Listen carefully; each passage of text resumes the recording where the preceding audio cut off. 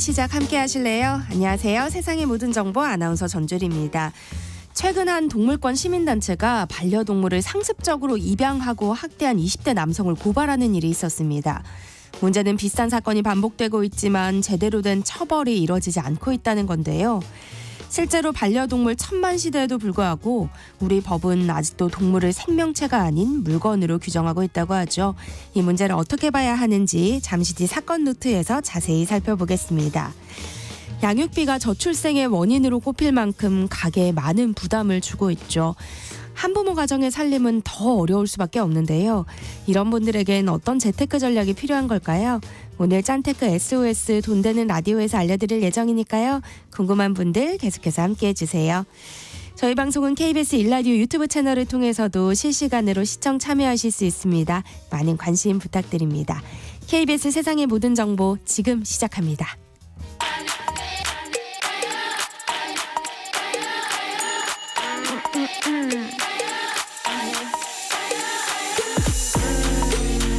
혹시 뉴스 빠뜨리셨나요? 한낮에 전해진 소식들 꼼꼼히 정리해드리겠습니다. 오늘의 뉴스 조현정 시사평론가와 함께합니다. 안녕하세요. 안녕하세요. 네, 정부의 대화 제의에도 불구하고 의대 교수들의 집단 사직이 현실화한 것으로 나타났어요. 네, 전국 의대 교수 비대위가 성명을 내고 사직서를 제출하겠다고 밝혔는데요.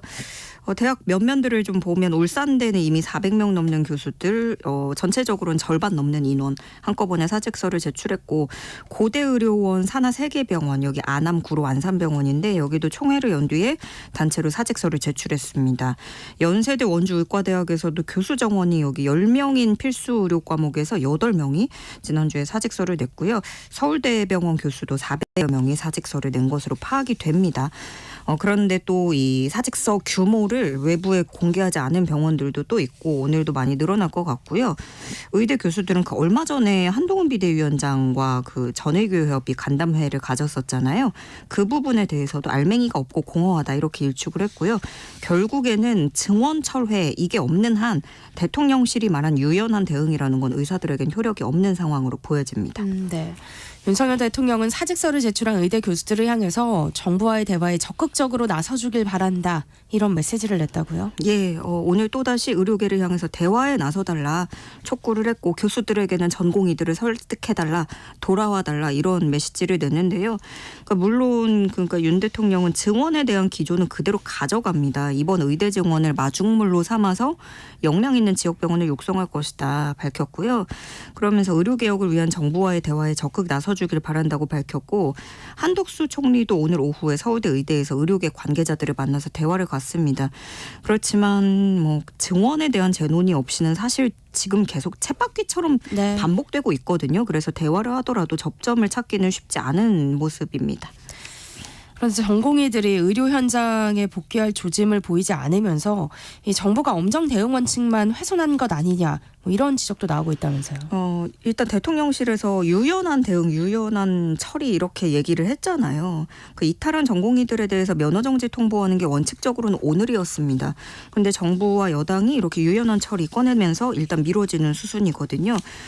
정부가 대쪽갔던 강경 모드를 일순간 수위 조절에 나선 건데 물론 대화는 필요합니다. 그 강대강 대치 속에서 어떤 태도 변화라든가 대화는 절실한 일인데 그렇지만 의사들 입장에서는 3개월 면허정지든 1개월 면허정지든 이게 그렇게 유의미한 차이가 있다는 게 아닌 거죠. 그래서 네. 실제 전공의들이 복귀한다는 결과는 얻기는 어려운 카드인 거고 기존의 원칙만 훼손한 꼴이 되는 게 아니냐라는 지적이 나오는 겁니다. 또 그 과거의 집단행동 사례 때처럼 이번에도 실패하는 건 아닌지 네. 의사들에게 또다시 잘못된 신호를 주는 건 아닌지 이런 우려도 커지고 있고 게다가 의사계 내부에서는 과거 그 2020년 때 집단 움직임과도 차이가 크다는 분위기가 감지되고 있다고 전해집니다. 정부가 의대 교수 사직으로 인한 공백을 최소화하기 위해서 한시적으로 의료법 규제를 풀었잖아요. 근데 개원이들이 수련 병원에서 의료 행위를 할 수 있도록 한 건데 여기에 대해서는 어떤 반응이 나오고 있어요? 여기서도 사실은 이게 실효성이 있을까 하는 의구심이 큰데요. 네. 이게 내용이 뭐냐면 소속된 기관이 아닌 곳에서도 진료를 하도록 하는 거라서 그러니까 개원이들은 수련병원에서 파트타임으로 진료할 수 있고 수련병원 소속 의원은 다른 그 의사는 다른 수련병원 진료를 할 수 있다는 겁니다. 근데 지금 의료 현장 피로가 누적이 됐고 그래서 비상진료 인력이 효율적으로 업무를 할 수 있게 길을 터준다라는 의미로 정부는 일단 이런 방침을 내놓은 거예요. 네. 그런데 개원이들이 수련병원으로 갈 유인이 있을까? 이 부분이 중요한 거죠. 일단 자기 병원 문 열기도 바쁘거든요. 그리고 실제로 개원이들이 버는 돈이 더 많다라는 게 필수과 기피의 문제가 된 것이고 네. 단 한 가지 뭐 한 톨의 유인이 있다면 어디 교수 출신, 뭐 경험, 경력 이런 커리어적인 측면 정도 생각할 수는 있겠지만 근데 이것도 사실 의사사회에서 어떤 우리는 다 집단 행동하고 있는데 네. 그 빈자리를 들어오겠느냐라는 돌발 행동이 될 수 있다라는 거고요. 이 뭐 수련병원에 남아있는 의사, 개원이가 아니라 수련병원에 있는 의사라면 이미 업무가 또 과다한 상황이에요. 그런 상황에서 다른 수련병원 진료를 할 여력이 될지 모르겠습니다. 그래서 의사사회에서는 의료 현장을 전혀 모르는 정책이다. 이런 비판도 나오고 있습니다. 경찰이 민간 병원에 파견된 공보위들의 명단을 유출한 인물을 특정했는데 현직 의사였다면서요. 네, 이달 초에 온라인 커뮤니티에 올라온 글이었는데요. 그 파견 공중보건의 명단이라고 해서 진료 과목, 현재 근무 기관, 여기서 어디로 파견될지 이런 구체적인 내용이 담겨 있었습니다. 복지부가 의뢰해서 경찰이 수사한 끝에 게시글을 올린 인물을 특정을 했는데 현직 의사인 것으로 파악이 돼서 지금 소환 일정을 조율 중이라고 하고요. 또 경찰은 그 의료계 커뮤니티인 메디스태프 대표를 소환했습니다. 여기서 이 여러 글이 있었잖아요. 뭐 사 조롱글도 있었고 복귀한 전공의 명단이 담긴 블랙리스트에 대해서 조사를 하기 위해서 소환 조사를 했는데 이 글 작성자, 블랙리스트 작성자는 아직 특정되지 않은 것으로 파악이 됐습니다. 의대 교수들의 사직 움직임이 확산되는 상황에서 이 한 소아청소년과 교수의 기고문이 화제가 되고 있어요. 네, 이런 의사도 있더라 하면서 화제가 되고 있는데요. 이미정 충남 천안 당국대병원 소아청소년과장입니다. 최근 청년의사라는 매체에 기고글을 올린 게 화제가 되고 있는데 이 기고문에는 돌보던 환자는 물론이고 환자들을 맡기고 간 전공의들을 위해서라도 교수들은 현장에 남아야 된다라는 내용이 담겨 있습니다. 또 사직을 한다고 해도 사실 일반 회사도 그렇잖아요. 인수인계도 그렇고 이제 맡은 바 업무를 계약까지 마무리하는 사직의 도리는 다 해야 된다라는 내용이 있었습니다. 이 교수는 그 아픈 환자를 버려두고 병원을 나서는 순간 우리는 국민을 이기는 게 아니라 지는 것이다. 그러면서 의사가 파업할 경우에는 응급의료, 암수술 등의 필수 의료는 중단되지 않도록 조치를 해야만 되고 그렇지 않으면 그 어떤 의사 파업도 정당성을 얻을 수 없다라고 밝혔습니다. 이미정 교수는 앞서 대학 차원의 교수회의 때도 항암 치료 중인 소아암 환자가 있다면서 반대 의견을 낸 것으로 전해졌는데 안타까운 게 지금 이 원문을 제가 찾아보니까 또 이제 조롱성의 댓글들이 또 많이 달려 있더라고요. 예. 네. 오늘 대한의사협회가 새로운 대표를 선출할 것으로 알려졌는데요.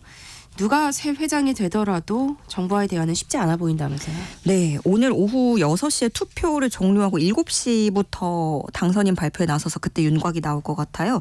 결선에서 붙은 후보가 2명인데 이면택 대한소아청소년과 회장, 주수호 전 의협회장이자 의협 비대위 언론 홍보위원장입니다. 두 사람의 이름은 많이 들어보셨을 거고 그만큼 네. 두 사람 모두 강경파인데 이면택 후보 같은 경우에는 의대 정원은 오히려 줄여야 된다.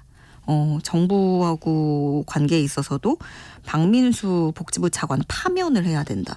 이런 조건을 내걸었고 주수호 후보도 증원은 의협 대의원 의결 사항이기 때문에 정부가 대화할 필요도 없다라는 강경 모드 둘 다 보이고 있습니다.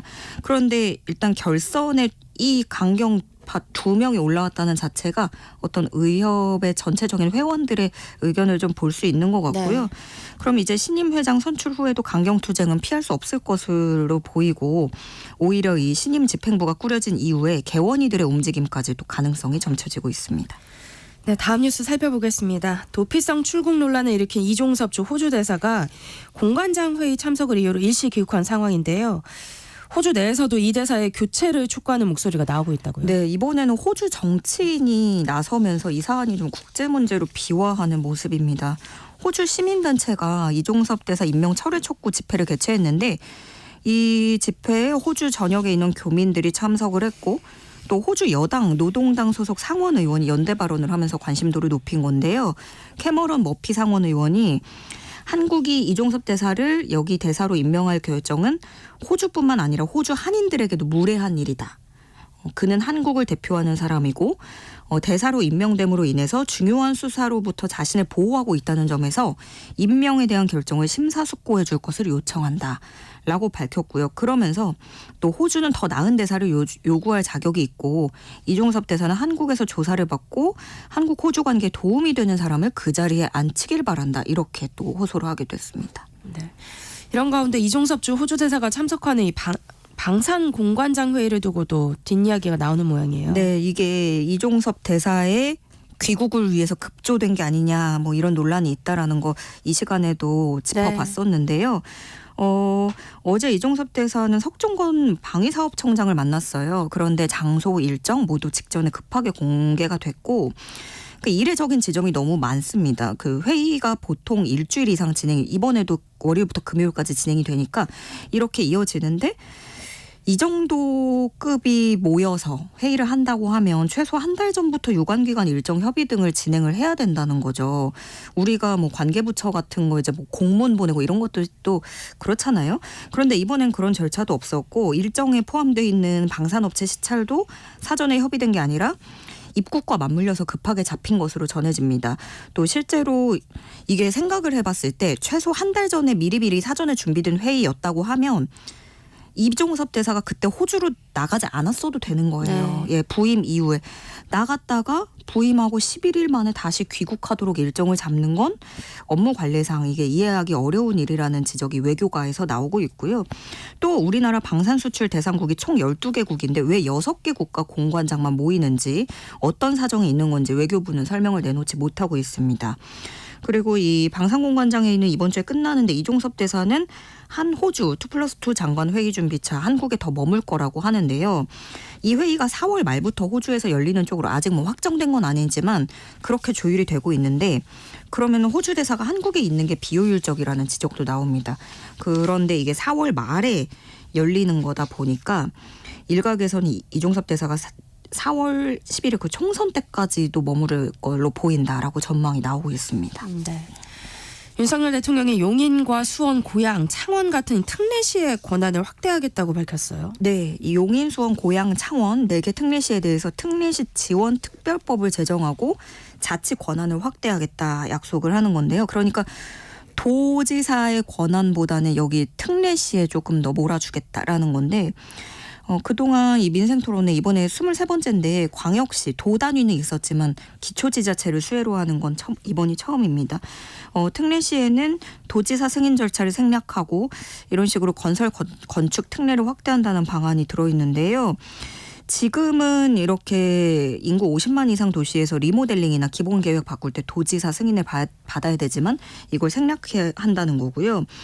또 지금은 도지사 권한인 임대주택 우선 인수권도 특례시에 이양하는 방안, 51층 이상 대규모 건축물에 대해서 도지사 건축 관련 권한을 특례시에 이양하는 방안, 이것도 협의를 해보겠다는 게 국토부 입장입니다. 다음으로는 반도체 고속도로 민간 투자 사업을 조속하게 추진한다고 밝혔는데 반도체 고속도로는 이 반도체 메가 클러스터를 연결해 준다는 거예요.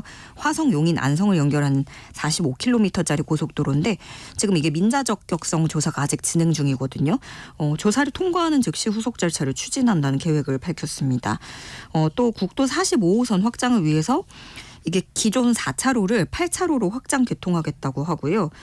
용인 반도체 국가단단 신속 조성을 위해서 여기 70개 이상 되는 기존 기업 이전을 또 추진해서 규모를 늘리겠다라는 계획도 발표했습니다. 네.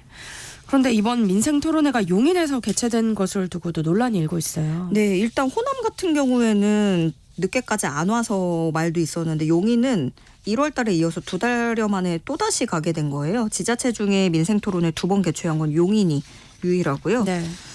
각종 지역개발 정책이 이번에도 쏟아졌는데 경강선, 연장선 신설, 반도체 고등학교를 설립하겠다. 또 복합 문화시설을 확충하겠다. 여기에다가 또 동탄선을 용인 흥덕까지 연결하겠다. 이런 내용들입니다. 그런데 이 공약들이 이 지역에 출마한 여당 후보들이 이미 내놓은 공약들이에요. 특히 경강선, 반도체 고등학교, 문화시설 이 내용은 이원모 후보의 공약인데 이원모 후보가 어떤 분이냐면 이제 친윤계다 해서 이쪽으로도 네. 지역구를 재배치한 분이고 검찰 출신이고 대통령 인수비서관 출신입니다. 예. 그런 가운데 이 호남 지역에서는 이 민생토론회 때문에 계속 얘기가 나왔었는데 강기정 광주시장은 이번에 용인 민생토론회가 두 번째 열린다는 거에 굉장한 서운함을 표시를 했어요. 글을 올려서 용인에서만 두 번째인데 아직 한 번도 개최되지 않은 광주로서는 서운한 뿐이다. 이렇게 또 밝혔고요. 광주 지역 민생토론회 일정은 아직 잡히지 않았습니다. 하지만 당분간은 좀 멈춰갈 것 같아요. 총선 운동이 시작되기 때문에 28일부터 대통령실은 민생토론회를 중단하기로 했습니다. 네. 하나제 교양 파트너 지금 여러분께서는 세상의 모든 정보와 함께하고 계십니다. 4월 총선을 앞두고 여야가 민생 대결에 나섰는데요. 양측 다 포퓰리즘 논란에 휩싸였죠. 네, 국민의힘은 금융투자소득세 폐지를 다시 꺼내들었고요. 더불어민주당은 민생회복 지원금 25만 원을 들고 나왔습니다. 이 금투세 폐지 같은 경우에는 늘 얘기가 나오는 게 세수도 부족한데 부자 감세에만 연일 내놓고 있다라는 네. 비판이죠. 그런데 이 한동훈 위원장은 이거는 부자뿐만이 아니라 1,400만 명 규모의 개미 투자자들까지 혜택을 볼 수 있다. 이렇게 반박을 했고요. 이 내용은 두 달 전에 윤석열 대통령도 민생토론회에서 약속했던 내용입니다. 민주당 이재명 대표는 지금 정권의 무능함과 국정 실패로 인해서 경제가 파탄났다고 호소를 하면서 모두에게 1인당 25만 원, 가구당 평균 100만 원의 민생회복 지원금을 지급하겠다고 공언을 했는데요. 그러자 국민의힘은 선심성 돈 퍼주기냐 비판하고 나섰고요.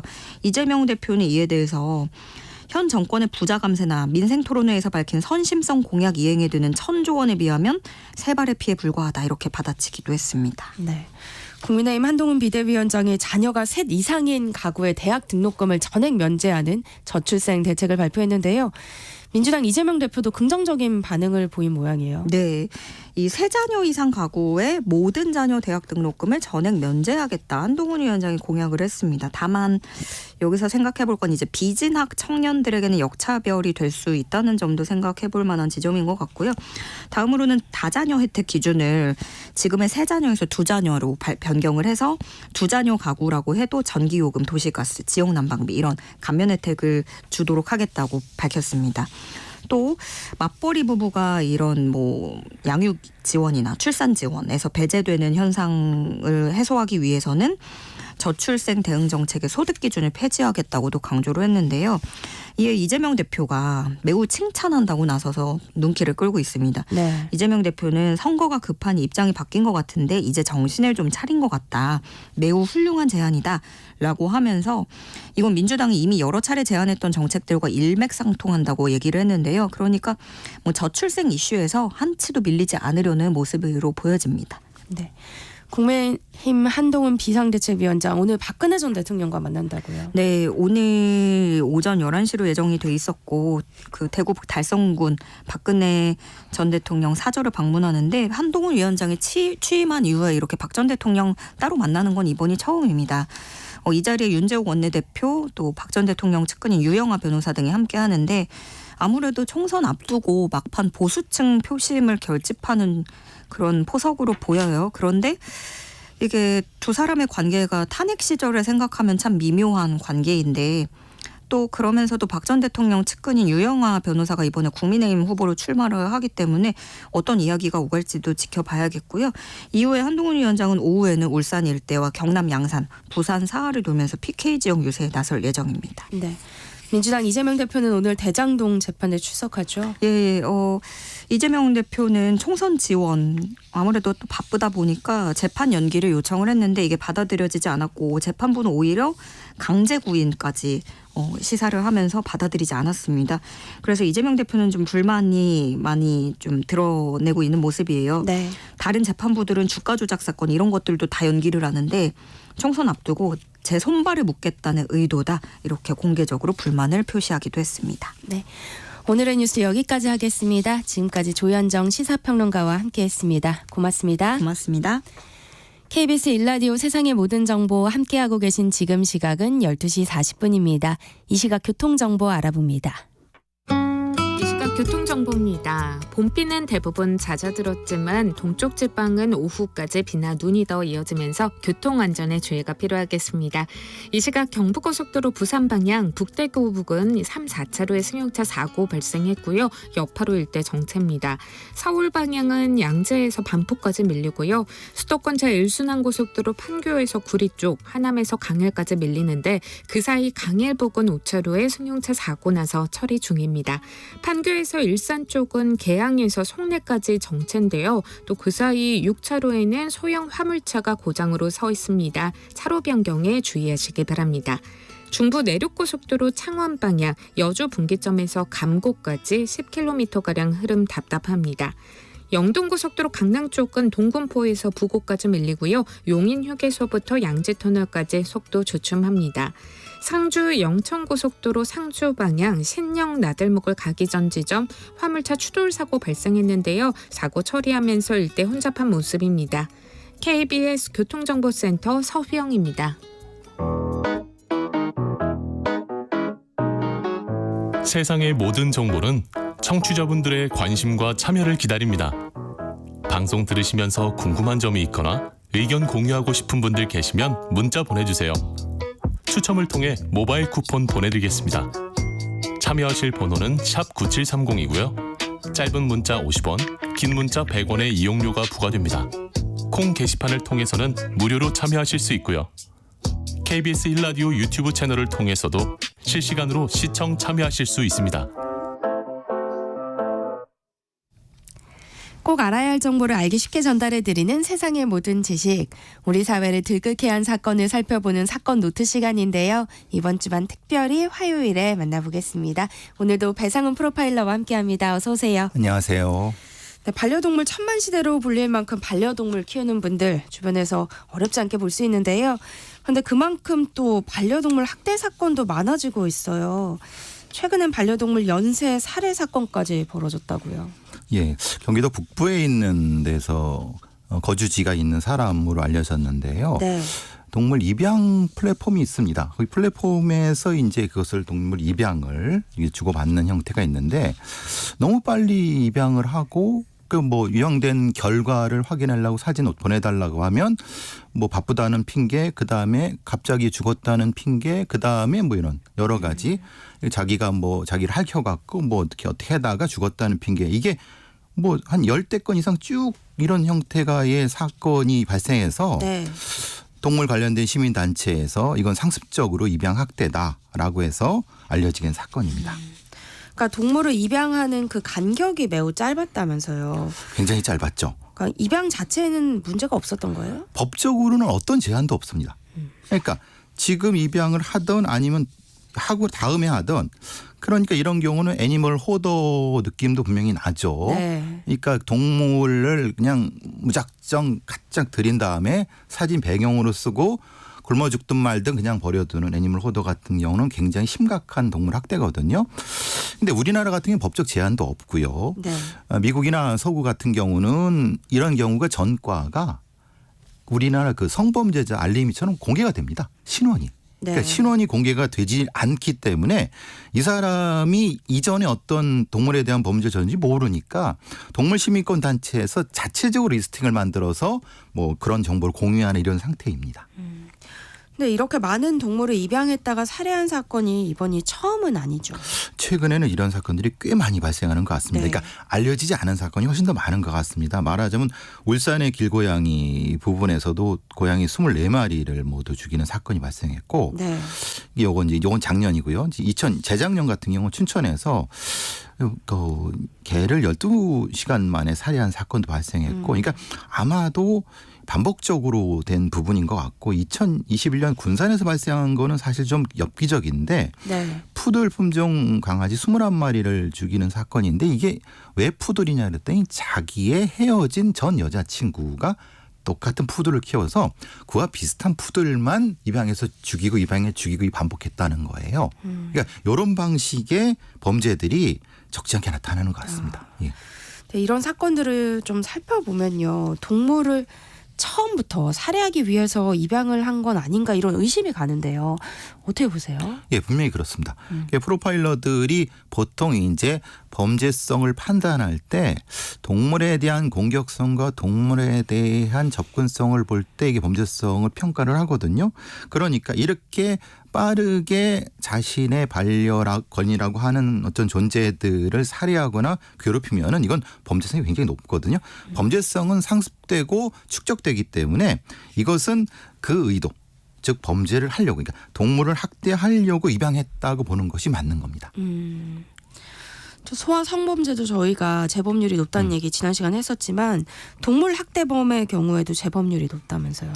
우리나라는 아직까지는 그 사례가 많지 않은데 네. 미국 같은 데서는 이게 뭐 4배, 그러니까 기존의 범죄성보다 4배 이런 얘기도 하는 거고요. 네. 그러니까 기존의 재범률 비해서는 훨씬 높은 겁니다. 그냥 보통 그런 어떤 동물학대 범죄자는 그냥 또다시 한다고 보면 됩니다.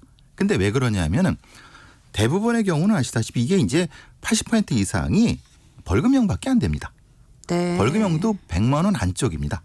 별 그 금액으로 특별히 어떤 것이 없습니다. 그리고 실형도 기껏해야 얼마 안 되거든요. 그러니까 당연히 이들한테는 특별히 범죄 위화력이 없습니다. 그럼 또 범죄를 저지를 확률이 굉장히 높은 거네요. 훨씬 높죠. 예.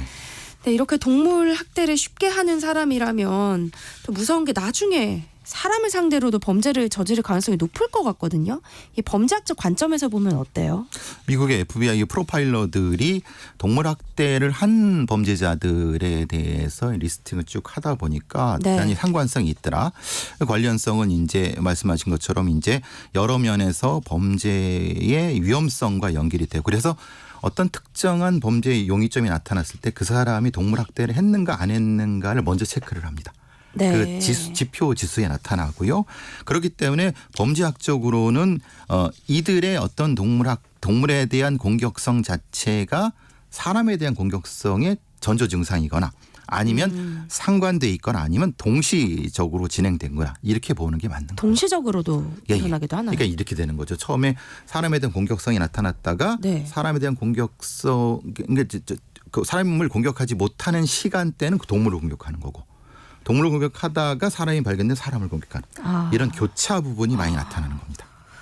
실제로 이렇게 잔혹 범죄를 저질렀던 유영철, 뭐 강호순, 이형학 모두 동물 학대를 했다는 공통점이 있다고요. 그러니까 이들이 밝힌 어린 시절의 여러 가지 상황, 네. 특히 강호순 같은 경우는 유명하게 뭐 개농장에서 아주 잔혹하게 그 학대를 하는 부분 우리가 알려진 바도 되고요. 네. 아까 말씀드린 두 사람 같은 경우도 어렸을 때 이런 학대의 경험들이 존재한다라고 알려져 있고, 미국의 많은 연쇄살인범들도 연쇄범죄자들도 동물 학대의 경험이 축적돼 있는 겁니다. 그러니까 이들은 어렸을 때 자기도 모르게 그 어떤 뭐 고양이나 개에 훼손을 한다거나 이런 것들이 자신의 자서전 같은 데 나타납니다. 그러면 동물 학대가 강력 범죄의 전조 증상일 수도 있다는 거네요. 네, 미국 FBI에서 발표된 어떤 셈은 52.9%가 강력한 관련성이 있고, 네. 32.몇% 정도가 동시 진행형이고요. 네. 그러니까 실제로 이런 거죠. 동물학대가 진행되는 그 범죄자는 사실은 인간에 대한 공격성이 있다고 보는 게 거꾸로 보면 맞는 거죠. 예. 그렇게 판단하는 것이 맞는 겁니다. 아니 그렇다면 이 동물 학대 문제를 지금처럼 가볍게 방치할 수는 없을 것 같은데요. 일단 이 동물 학대 문제가 계속되고 있는 원인, 교수님은 어떻게 보세요? 아까 그 말씀드린 그 사건 있죠. 그러니까 자신에 대한 공격성, 그러니까 이제 자신의 애인을 닮은 어떤 반려견을 공격한다. 그러니까 네. 말하자면 이 동물에 대한 공격성 자체는 인간에 대한 공격성에 투영되고 내면화된 결과인 거죠. 네. 그러니까 그렇다고 봤을 때 이 범죄성을 가지고 있는 부분에 대해서 관리가 돼야 되는 거고, 미국 같은 경우는 이런 동물학대범한테 우리가 수강명령처럼, 음주운전자 수강명령처럼 이런 걸 수강명령을 듣게 합니다. 그리고 신원도 공개할 뿐더러 네. 1번, 2번 같은 경우는 수강명령까지 하게 합니다. 신원까지 공개해요. 신원. 주소, 이름, 얼굴까지 다 공개합니다. 그러니까 미국이라고 해서 인권이 그 보장된 나라인데 네. 우리보다 훨씬 더 엄격합니다. 재범 같은 경우는요, 완전히 얼굴 다 홈페이지 공개합니다. 이 사람한테 입양시키지 말라는 얘기예요. 우리는 이런 것이 없으니까 누군지 모르고 입양됐다 이런 문제가 되는 거거든요. 네. 미국의 37개 주가 이런 걸 합니다. 한 3분의 2가 넘죠. 우리나라 같은 경우는 실형 선고율이 매우 낮죠. 뭐 한 2% 3%도 안 됩니다. 실형되는 경우도 네. 인간에 대한 범죄와 경합되고 같이 했을 경우가 된 거지 거의 대부분은 실형 선고 같은 경우가 제가 기억하기로는 한 서너 건 지금까지 서너 건 정도밖에 안 됩니다. 예. 그러니까 동물학대 단독으로는 거의 없었다고 안 보는 게 됐다고 맞습니다. 그러니까 같군요. 그것도 하고 네. 다른 인간의 범죄를 해가 경합해서 해니까 실형이 됐다고 생각하는 게 사실은 없다고 보는 게 맞죠. 예. 뭐 잠깐 미국 처벌 얘기해 주시긴 했는데 다른 나라들 처벌 수위는 어떤지 좀 자세히 얘기해 주세요. 우리나라는 3년 이하의 징역 3천만 원 미만의 벌금형이지만 현실적으로 아까 말씀드린 거의 처벌이 안 된다고 말씀드렸지 네. 않습니까? 미국은 이걸 중범죄로 하고 등록이 되고 7년형까지 되지만은 이게 사실은 각각의 범죄를 가중합니다. 고양이 한 마리 죽이면은 몇 년? 두 마리 죽이면 이게 가중이 된단 말이에요. 네. 네, 우리 같은 경우는 21마리 죽여도 하나의 범죄가 되는 겁니다. 아. 그 무슨 말씀인지 아시겠죠? 네. 그러니까 형량 자체가 완전히 다르고 우리나라는 이것을 다룰 수 있는 그 경찰의 시스템이 아직 부족한데 뭐 서구 같은 경우는 이미 이런 시스템 자체 이걸 전문적으로 다룰 수 있는 시스템이 워낙 있는 거죠. 그러니까 수사관도 있고 별도의 특별사법경찰이 존재합니다. 그러니까 아예 처벌 수위 자체가 형량의 문제가 아니라 시스템 자체가 완전히 다르다. 그 말씀 먼저 드리면은 네. 왜 미국에서 이들을 연쇄살인범의 전조라든가 이렇게 얘기하는지 다 이유가 있는 겁니다. 또 최근에 한 남성이 여성에게 이별 통보를 받고 여성의 강아지를 학대하고 유기하는 사건도 있었는데요. 이런 경우에는 여성에 대한 감정을 여성이 가장 아끼는 존재, 뭐 강아지에게 투영했다고 봐도 될까요? 그렇죠. 그래서 이제 꼭 그 여성이 여성을 닮은 이건 자기 망상이죠. 네, 그렇죠. 그렇게 상태에서 그 부분에 대한 걸 했는데 아까 푸들 말씀도 드렸고 네네. 푸들은 대표적인 건데 비슷한 어떤 좀 작고 이런 그 반려견들이 많이 순환을 당합니다. 그러니까 약한 존재. 예, 약하니까 네. 약하고 사실 조금만 해도 크게 다칠 수 있는 존재. 그러니까 이런 범죄자들이 굉장히 자존감이 낮은 겁니다. 그러니까 자신의 어떤 의존적 성격을 이 동물한테 투영해서 반복적으로 보낸 거니까 그래서 미국에선 말씀드린 것처럼 수강명령을 하게 하는 것처럼 치료도 받게 합니다. 이거를 일종의 정신적인 문제와 연결해 갖고 치료를 받게 하는 부분이 바로 그 부분인 겁니다.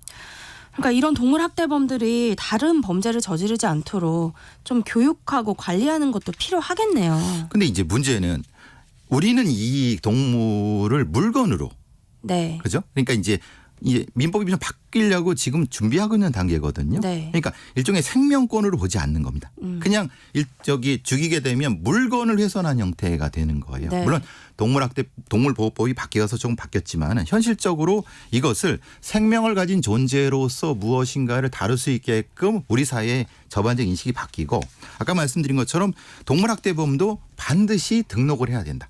즉 공개를 해야 된다. 네. 왜냐하면 이들은 한 번 저지른 자들은 계속 저지르게 되고 그 저지른 자들이 결국은 인간에 대한 공격성으로 넘어가니까 이건 당연히 등록을 해야 되는데 우리는 인간에 대한 공격하는 범죄자들도 등록을 이렇게 꺼리는데 동물에 대한 것도 너무 낮은 거예요. 그러니까 우리 사회에 이런 폭력 범죄에 대한 감수성이 너무 낮다는 것이 가장 큰 문제입니다. 이게 이 동물에 대한 범죄로서도 가장 드러나는 거고 네. 그리고 동물을 이제 입양하고 그럴 때 사전 교육이라든가 어떤 자격 같은 게 있어야 될 것 같습니다. 그러니까 아무나 이렇게 이렇게 하면은 그러게요. 실제로 이게 제대로 되겠습니까? 근데 이 사람들은 그냥 어떤 그 사진 찍기 위해서만 입양을 하고 나중에는 밥도 안 주고 그냥 어떤 그 농가 이런 데 가보면요.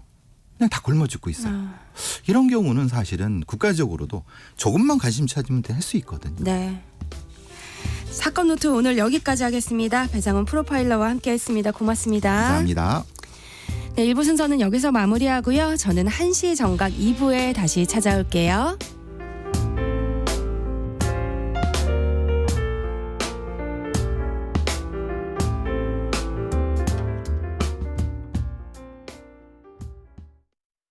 안녕하세요. 보건복지부 장관 조규홍입니다.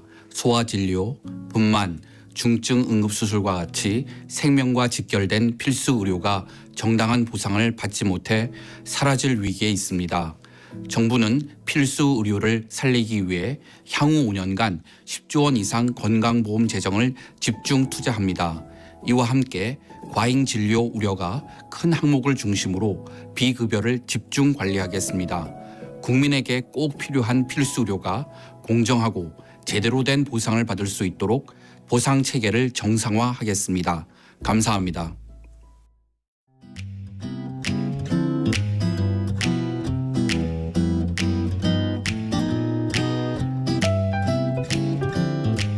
안녕하세요. 바른말 고운말입니다. 사람의 마음씨나 성격 같은 것을 나타내는 표현 중에 살갑다라는 우리 고유어 형용사가 있습니다. 마음씨가 부드럽고 상냥하다라는 뜻으로 살가운 정을 느낄 수 있다. 또는 그동안 어머님께 살갑게 대해드리지 못한 게 못내 아쉬웠습니다. 같이 표현합니다. 살갑기는 평양 남학신 이런 속담 들어보셨나요? 여기에 나오는 남학신은 여러분도 잘 아는 것처럼 나무를 파서 만든 것인데요. 앞 뒤에 높은 굽이 있어서 비가 오는 날이나 땅이 진 곳에서 신던 신입니다. 이 속담에는 전혀 다른 두 가지의 뜻이 있는데요. 우선 신기에 편안한 평양 남학신처럼 부침성 있고 사근사근한 사람을 비유합니다. 또 안쪽이 넓은 평양 남학신처럼 몸은 작은데 음식은 남보다 더 많이 먹는 사람을 비웃는 말로도 사용합니다. 이 속담의 첫 번째 뜻에서는 앞서 형용사 살갑다에서 말씀드린 것처럼 부침성 있고 사근사근한 사람을 나타내는 것임을 알 수 있습니다. 그런데 속담의 두 번째 뜻풀이에서는 안쪽이 넓은 평양 남학신이라고 했습니다. 이 경우에 살갑다는 집이나 세간 따위가 겉으로 보기보다는 속이 너르다라는 뜻을 나타냅니다. 그래서 평양 남학신은 겉으로 볼 때는 다른 남학신하고 별반 차이가 없는데 안쪽이 넓어서 신기에도 편하고 또 보기보다 많이 먹는 사람을 뜻하게 된 것이라고 할 수 있습니다. 바른말 고운말 아나운서 변희영이었습니다.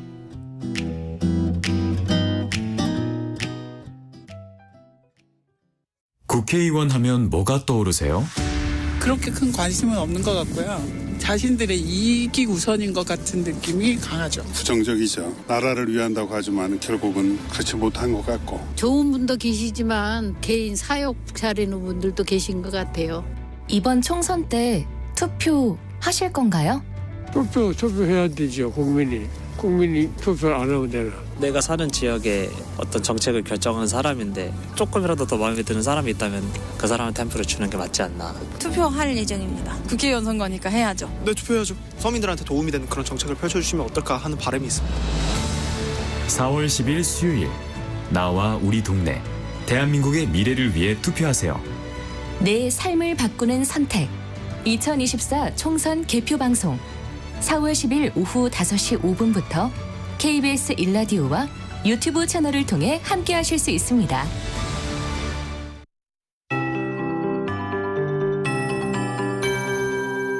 KBS 58분 날씨. 서울을 비롯한 서쪽 지역은 비가 그치고 하늘이 개면서 구름 사이로 파란 하늘이 드러나고 있습니다. 하지만 아직 비구름의 끝자락이 남아있는 일부 동쪽 지역과 남해안에는 약한 비가 오고 있는데요.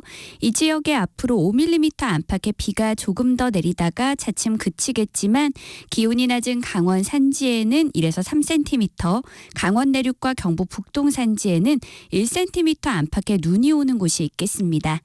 지금 경북 동해안과 제주도에는 강풍주의보가 발효 중입니다. 오후까지 곳곳에 순간풍속 시속 70km 안팎의 돌풍이 부는 곳이 있겠고요. 강원 동해안과 경상도 해안, 제주도 해안에는 높은 너울이 몰려오겠습니다. 바람이 불어 쌀쌀합니다. 오늘 낮 최고 기온은 서울 13도, 강릉 8도, 제주 부산 11도, 광주 14도 등으로 어제보다 1도에서 3도 정도 낮겠습니다. 수요일인 내일은 전국이 대체로 맑겠고요. 내일 아침에는 서울 5도, 대전과 대구 4도 등으로 오늘보다 2도에서 5도가량 낮아 춥겠지만 낮 기온은 오늘보다 3, 4도 정도 오르면서 포근할 전망입니다. 큰 일교차를 주의하시기 바랍니다. 현재 서울의 기온은 8.6도, 습도는 70%입니다. 송소진입니다.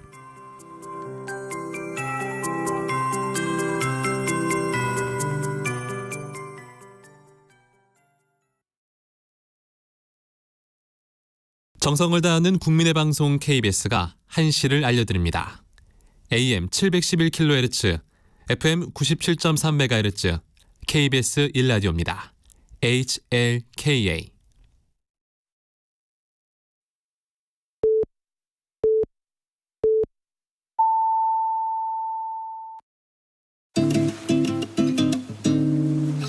나른한 오후를 책임질 영양 만점 지식 비타민. 세상의 모든 정보.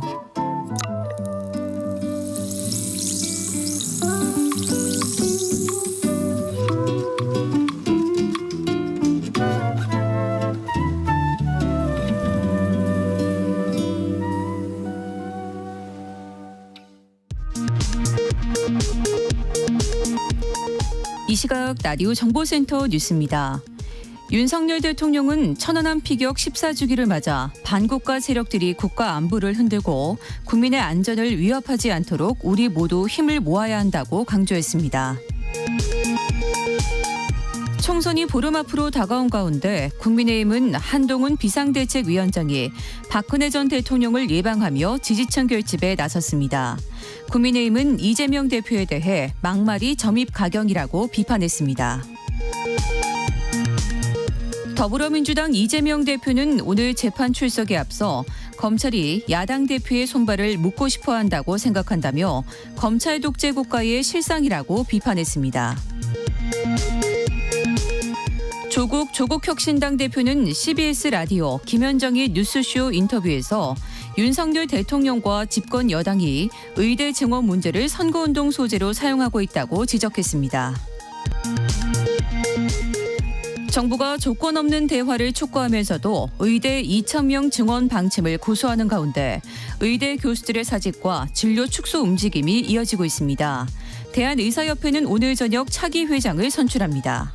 지금까지 라디오 정보센터 뉴스 정한나였습니다.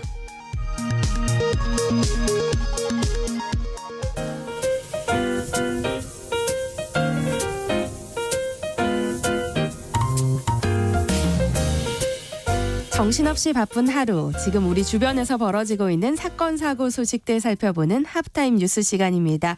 이번 주는 박지원 뉴스캐스터가 사정상 잠시 자리를 비운 관계로 박영식 뉴스캐스터와 함께하겠습니다. 안녕하세요. 네, 반갑습니다. 네, 제일 먼저 살펴볼 소식은 어제 오전에 발생한 사건이에요. 네, 경기 화성에서 발생한 사건인데요. 오피스텔에서 20대 남성이 여자친구 모녀한테 흉기를 휘두르는 사건이 발생했습니다. 어제 오전 9시 40분쯤에 한 20대 남성이 흉기를 휘둘러서 여성 두 명이 다쳤다라는 신고가 들어왔고요. 상당히 많은 혈흔이 주변에 있었다고 네. 이 상황 자체가 굉장히 좀 끔찍했던 거를 알려주는 것 같고요. 피해 여성들은 이 남성의 여자친구와 그 어머니였습니다. 여자친구는 오피스텔에서 이 남성과 함께 살고 있었는데 남성은 집안에서 범행을 저지른 뒤에 이쪽 경비실을 찾았다가 경찰에 붙잡힌 겁니다. 남성의 여자친구는 심정지 상태로 병원으로 옮겨졌지만 결국 숨졌고요. 네. 어머니인 50대 여성 역시 크게 다쳤다고 합니다. 경찰은 이 남성이 오피스텔에 찾아온 여자친구의 어머니와 다투고 나서 이 같은 일을 벌인 것으로 보고 있고요. 보통 이런 경우 스토킹을 이제 의심한다고 하는데 범행 전에 스토킹이 신고된 내역은 없었다고 전해지고 있고요. 아무튼 이 남성이 지금 손을 다친 상황이어서 네. 치료가 끝나면 조사 마치고 구속영장 신청할 계획이라고 경찰은 밝혔습니다. 다음 뉴스 살펴보겠습니다. 지난해 5월 중국 공안에 구금됐던 축구 국가대표 출신 손준호 선수가 약 10개월 만에 풀려났어요. 네, 대한축구협회가 밝히기를 중국 당국에 구금 중이었던 손준호 선수가 석방됐다는 겁니다. 어제 오후에 인천공항을 통해 귀국했다고 발표했는데요. 외교부도 손준호 씨 구금이 종료돼서 한국으로 돌아왔다고 다시 확인을 해줬습니다. 손준호 선수의 석방은 지난해 5월에 체포된 이후에 10개월 만이어서 아마도 일반 분들께서는 이런 일이 있었나 싶은 정도의 생각을 하실 것 같아요. 그런데 네. 손준호 선수는 굉장히 유명한 선수입니다. K리그에서 MVP 출신이고요. 카타르 월드컵에도 출전했던 국가대표 출신 미드필더 선수입니다. 2021년 중국 리그 산둥에 입단해서 FA컵 우승을 이끌면서 주축 선수로 활약해 오다가 지난해 5월에 중국 상하이 공항에서 갑자기 체포됐고요. 이때 적용됐던 혐의가 비국가 공작인원 수뢰죄인데 네. 이게 정부기관 소속이 아닌 사람이 직무상 정상 편리를 이용해서 재물을 불법으로 수수했다.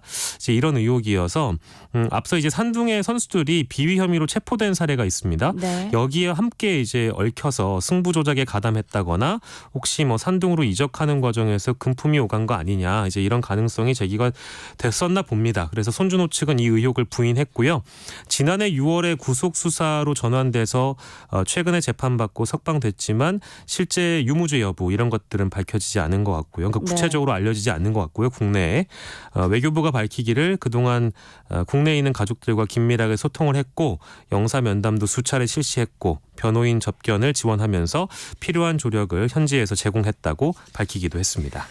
10개월이면 꽤 오랜 기간 감금 생활을 한 건데 네. 건강이 좀 걱정되네요. 현재 상태는 어때요? 양호하다고 합니다. 외교부가 체크하기를 중국 당국과 다양한 경로로 소통하면서 손 선수에 대해서 혹시 뭐 인권 침해 여부가 있거나 그런 건 없는지 확인도 했고 건강 상태 등도 이제 줄곧 체크해 왔다고 하고요. 이 구금된 상태에서도 손준호 선수가 개인 운동을 했다 그래요. 꾸준히 또 건강 관리를 해온 것으로 알려지고 있습니다. 네. 한편 그 요즘에 유튜브 채널이 워낙에 많다 보니까 축구 전문으로 하는 유튜브 방송에서 손 선수의 입장을 좀 반영시킨 내용이 있었나 봐요.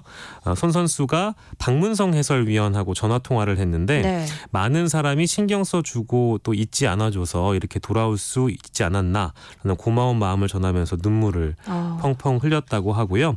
석방은 지난주에 이미 중국에서 됐었고 국내에 늦게 알려진 이유에 대해서는 좀 마음 아픈 내용인데 이렇게 설명을 했다고 합니다. 비행기를 타고 한국에 내리기 전까지는 사실 주변에 알릴 수가 없었다고 해요. 왜냐하면 또 이거를 혹시나 미리 알리게 된 경위가 밝혀지게 돼서 또 중국 공안에 붙잡혀갈까 봐 그런 두려움이 있었다고 하고요. 당분간 가족 품에서 휴식을 취할 예정이고 그라운드 복귀를 지금 예정해 두고 있는 것 같아서 계획하고 있는 것 같아서 국가대표팀은 태국전을 앞두고 있기 때문에 손준호 선수의 석방 소식이 호재로 작용할 것 같습니다. 더불어서 손흥민 선수나 이재성 선수나 김진수 선수 같은 경우에는 대표팀의 주축인데 네. 그간 호흡이 잘 맞았던 9위 라인이라고 해요. 손준호 선수와의 어떤 호흡을 지금 기다리고 있는 상황이라고 합니다. 네. 다음 소식도 스포츠 소식인데요. 야구 국가대표를 지낸 전 프로야구 선수 오재원 씨. 마약 투약 혐의로 구속됐다는 소식 저희가 전해드린 바 있는데 오 씨가 수사를 받는 중에도 다른 사람을 통해서 수면제를 대리 처방받았다고요? 네, 그렇습니다. 마약 투약과 수면제 대리 처방 등의 혐의로 지난 22일에 구속이 됐었는데요. 오재원 씨는 앞서서 지난 9일에 교제하던 여성이 오재원 씨와 함께 마약을 투약했다고 신고를 하면서 이틀 연속으로 경찰서에서 조사를 받았습니다. 처음에는 음성이 나와서 귀가 조치를 했었는데 추가 마약 첩보를 확보하고 수사를 이어가고 있고요. 그런데 이제 취재 결과 오재원 씨가 수사 중이던 지난 13일에도 수면제를 대리 처방받은 걸로 파악이 됐다고 하고요. 네. 이거는 자신이 야구 학원을 운영하고 있는데 거기 한 수강생한테 대리 처방을 부탁해서 수면제를 건네받았다고 합니다. 근데 이것뿐만이 아니라 수강생 학부모, 가족, 과거 자신이 운영하던 카페 직원들 명의로 네. 이미 수면제를 여러 차례 대리 처방 받아온 걸로 조사가 됐고요. 그래서 경찰이 지난 주말 카페 직원을 다 불러서 구체적인 대리 처방 경위를 조사했다고 합니다. 그런데 본인이 운영하는 야구 아카데미 수강생이나 이 학부모뿐만 아니라 전현직 야구 선수들도 대리 처방에 이미 연루된 정황이 이렇게 드러나다 보니까 여러 갈래의 수사가 좀 더 확대될 가능성 이런 것들이 제기되고 있는 것 같고요. 그리고 한 언론사 보도를 확인을 해보니까 대리 처방을 부탁한 대상 중에는 아까 말씀드린 것처럼 야구 선수가 포함돼 있어서 이게 과연 어디까지 이제 이 대리 처방 관련된 점 그리고 혹시나 이 마약 투약 관련된 수사로도 갈래가 뻗어갈 수 있지 않을까 하는 그런 의심들, 정황들을 좀 포착하지 않을까, 경찰의 수사가 좀 확대되지 않을까 지금 참고가 되고 있는 것 같고요. 그 정황을 좀 보니까 일단 오재원 씨가 이 야구 선수에게 몸이 좀 아파서 도와달라고 연락이 왔고 병원 주소를 이제 찍어줬다고 해요. 그래서 여기 가면 약을 처방해 줄 거다라고 장소까지 찍어주면서 부탁을 했다고 합니다. 그래서 안 들어줄 수가 없어서 약을 전해줬다고 하고 실제로 이 수면제 이름이 공개가 됐는데요. 스틸록스라는 불면증 치료약인데 이게 이제 과다 복용하게 되면 굉장히 위험한 향정신성 의약품이라고 분류가 되어 있다고 합니다.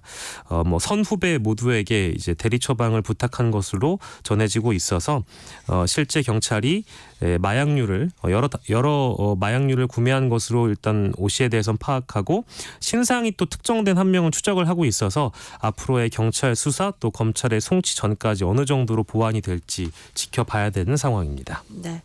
다음 뉴스도 살펴보겠습니다. 행정고시를 합격한 재경직 사무관들이 예전에 최고 선호하던 부처는 기획재정부였잖아요. 예. 근데 요즘엔 또 아니라고요. 기재부가 이제 알짜배기 부처이기도 하고 네. 가장 이제 권한이 막강한 부처이기 때문에 아무래도 공무원들이 선호하는 그런 네. 부처라고 볼 수 있겠는데 지금 한 언론사가 최근 6년 사이에 5급 공무원 40명 그리고 서울 주요 대학의 5급 공채 준비한 학생들 한 70명 정도를 가고 싶은 부처가 어디냐라고 물어봤다 그래요. 그랬는데 아니나 다를까 1위가 문체부였다고 합니다. 네. 13명 정도가 문체부를 꼽았고요. 이제 2위가 기재부로 인기가 이제 문체부에게 뒤집힌 것이죠. 3위가 금융위 그리고 이어서 공정거래위, 과학기술정보통신부, 국토교통부, 행정안전부 4명이었고요. 국세청, 통계청, 해양수산부가 이제 그 뒤를 이었습니다. 근데 재밌는 것은 선호하는 곳 쪽에서 2위가 기재부잖아요. 네. 근데 피하고 싶은 부서 기재부가 또 1위였다고 합니다. 네. 네, 그리고 피하고 싶은 부서 2위가 여가부, 복지부, 산자부 등이 뒤를 이었고요. 기재부를 피하는 이유가 아무래도 높은 업무 강도가 있고 여기는 좀 그 뭐랄까 분위기 자체가 좀 수직적 아니냐, 수평적이라기보다는 수직적이고 승진이 좀 덜 된다, 승진이 적체되는 요인을 꼽으면서 기재부가 기피 부서가 된 겁니다. 그래서 이게 혹시나 과거에는 우리 부모님 세대로 따지자면은 수십 년간 이런 재경부나 산업부 부처를 선호하는 추세가 있었는데 이제는 좀 지각 변동이 생기고 있다라는 분석인데요. 그 이유나 배경은 역시 좀 젊은 분들이 이제 공무원에 응시하고 합격을 하게 되면 조직보다는 나의 삶 그리고 워라밸을 중시하는 분들이 또 많다 보니까 네. 기재부보다는 좀 더 이제 편한 곳에서 근무를 하고 싶다. 그리고 승진도 좀 빨리 되고 싶다. 이제 그런 것들을 선호하는 분위기가 반영된 거 아니냐라는 분석을 전문가들이 하고 있습니다. 네.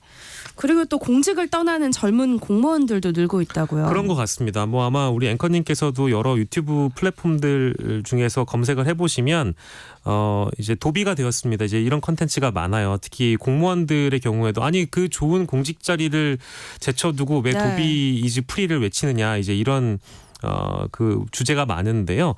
퇴사와 관련된 이런 공무원들 퇴사와 관련된 브이로그 컨텐츠는 너무 많습니다. 근데 특히 이게 더 젊은 층의 공감을 얻고 있고요. 한 분을 소개해드릴까 하는데 2년 4개월 직장 생활을 하셨대요. 그래서 공무원증을 반납했다는 20대 여성분, 유튜버를 하시는 분인데 이분이 브이로그를 올렸습니다. 근데 이게 이런 분이 한두 개가 아니고 수십 개 정도가 된다고 그래요.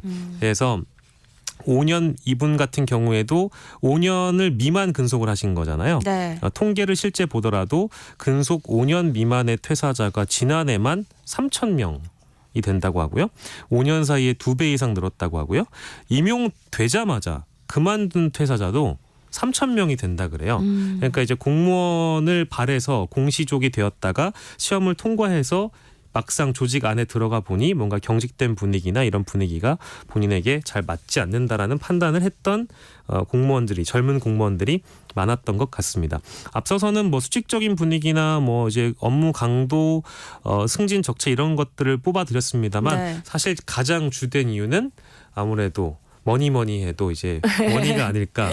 낮은 임금이 좀 꼽히고 있는데요. 9급 공무원의 1호봉 기본급은 저도 이번에 이제 이걸 세부적으로 들여다보면서 알게 됐는데 188만 원 정도였다고 해요. 그래서 수당을 반영하더라도 250만 원 안팎이 되는 거니까 이제 이런 부분들은 아마도 젊은 세대들에게 내가 이렇게까지 희생을 하는데도 불구하고 헌신을 하는데도 불구하고 너무 비용이 적다라는 반응 같고요. 네. 게다가 인상률조차도 최근 5년간 14.3% 정도밖에 되지 않다 보니까 내가 헌신하고 노력하는 거에 비해서 뭔가 이제 연봉이 너무 적게 늘어나는 것 같고 아마 민간 회사를 다니는 그 친구들과 많이도 비교를 하게 되잖아요. 그렇죠. 그런데 이제 친구들은 워낙에 또 많은 연봉을 받기도 하고 주로 이제 대기업 다니는 친구들이랑 많이 비교를 하게 되는데 이제 그런 경우를 느끼면서 상대적인 어떤 박탈감도 느끼게 되는 것 같습니다. 그래서 지금 평균 경쟁률이 어떠냐? 9급 공무원 채용 시험이 32년 만에 최저 수준을 기록하고 있다고 하고요. 네. 사실 9급뿐만 아니라 5급 공무원들의 퇴직도 지금 늘고 있다고 합니다. 5급 공무원의 자발적 퇴직자 수가 지난 2020년 371명에서 2021년 464명, 그리고 재작년이죠. 2022년 기준으로는 500명 이렇게 꾸준하게 늘고 있습니다. 인사혁신처의 자료를 소개를 해드렸고요. 이 5급 같은 경우에는 사실 지금도 그렇고 예전에도 그렇고 엘리트라고 불렀던 네, 그렇죠. 예, 5급 관료들이 나중에 될 분들인데 오래 기다리면 이제 그 한 자리 하실 분들임에도 불구하고 왜 이렇게 이탈을 하는가 그 배경도 마찬가지로 공무원 전반적인 분위기에 대한 이것들이 이제 이유로 많이 꼽힌 것 같고요. 국토교통부, 산업통상자원부, 고용노동부, 기획재정부 자발적 퇴직자가 평균적으로 지난해 5.75명이었다고 합니다. 퇴직한 5급 공무원들 5명과 퇴사를 고민 중인 사무관 5명을 한 언론사가 인터뷰를 해봤는데 이분들의 경우에는 뭐 분위기도 분위기지만 그 내가 좀 전문성을 갖고 일을 하고 싶은데 자꾸 1, 2년마다 이제 보직 변경이 되다 보니까 내가 어떠한 전문성도 쌓을 수 없다라는 그런 분위기에 대해서 좀 불만을 갖고 이분들 역시도 공무원 내부적으로 조직적으로 승진이 좀 덜 되는 것도 역시 불만이다라고 꼽았다고 합니다. 네. 하프타임 뉴스 오늘은 박영식 뉴스캐스터와 함께했습니다. 고맙습니다. 감사합니다. 내일 점심 메뉴 추천. 귀로 듣는 푸짐한 지식 한 상 어떠세요? 세상의 모든 정보. 아나운서 전주리입니다.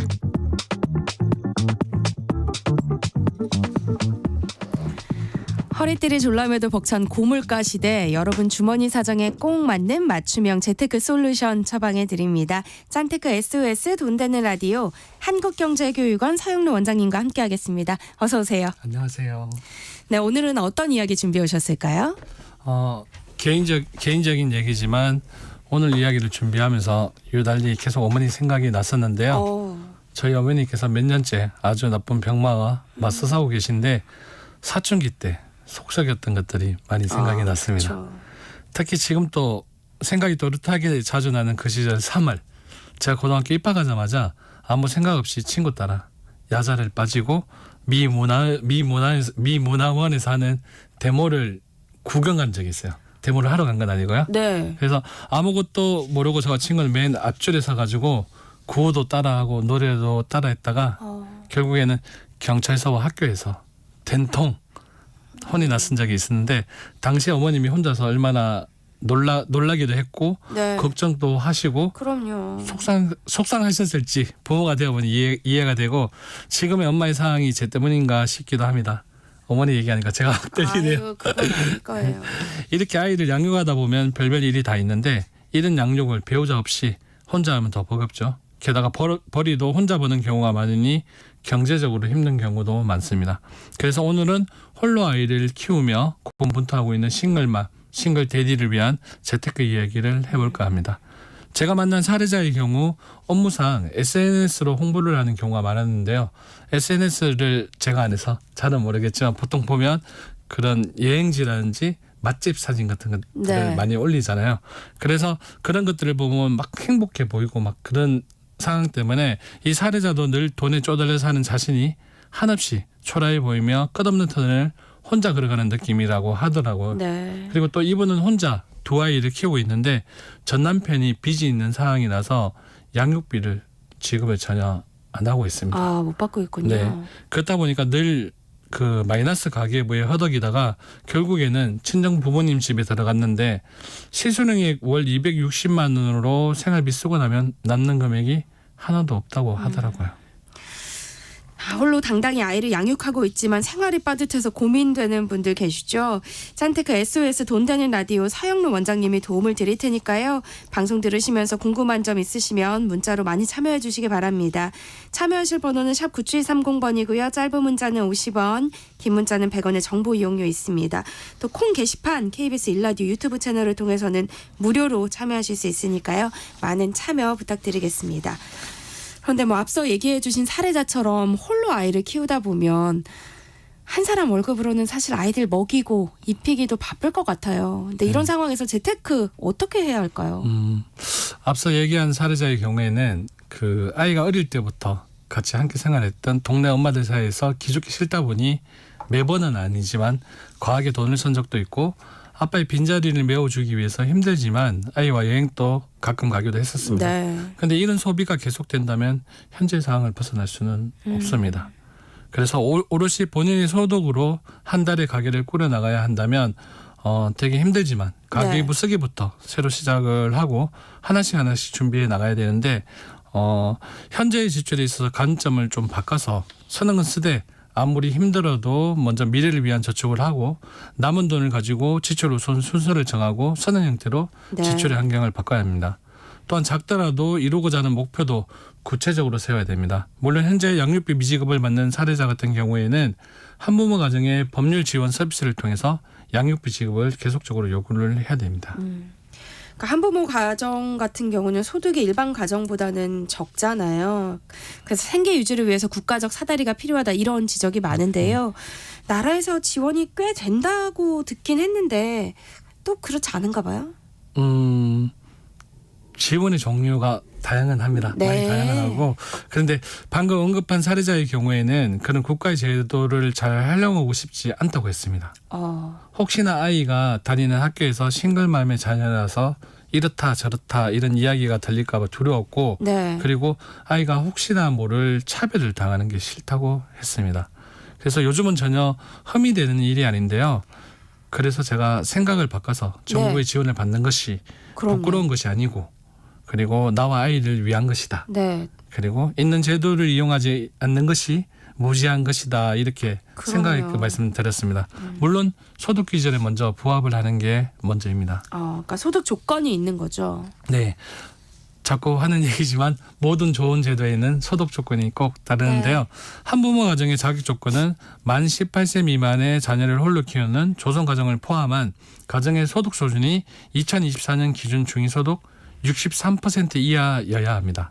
그리고 단 만 24세 이하의 부모 중 한 사람이 양육을 하는 청소년 한부모 가정의 경우에는 중위소득 72%까지 지원을 받을 수 있습니다. 참고로 2024년 기준 2인 가정의 중위소득은 월 368만 2,609원이며 3인 가정은 471만 4,657원이고 4인 가정은 572만 9,913원입니다. 그리고 여기서 2인 가정의 중위소득의 63%는 월 232만 44원이며 3인 가정의 63%는 297만 234원이고 4인 가정의 63%는 360만 9,845원인데 금액이 많이 줄어들죠. 그런데 한부모 가정의 중위소득 금액의 계산이 단순하게 실제 급여나 소득만으로 계산되는 게 아니고 소득평가액이라고 해서 실제 소득에서 가구 특성별 지출 비용을 빼고 근로 또는 사업 소득에서 30%를 공제한 근로소득 공제를 다시 뺍니다. 그리고 재산의 소득 환산액이라고 해서 재산의 종류별 가액에서 기본 재산액과 부채 등을 빼고 소득 환산율을 곱한 금액을 다시 플러스해 줍니다. 그래서 소득 인정액이 산출되는데 많이 복잡하죠. 네, 너무 복잡해요, 원장님. 정리하자면 소득 인정액은 실제 내가 받고 있는 소득이 아닌 소득 평가액에서 재산의 소득 환산액을 플러스해서 산출하는데 또 공제금은 또 계산해야 돼요. 그래서 너무 복잡하니까 간단하게 복지로 홈페이지에 들어가서 모의 계산하면 자동으로 계산 딱 됩니다.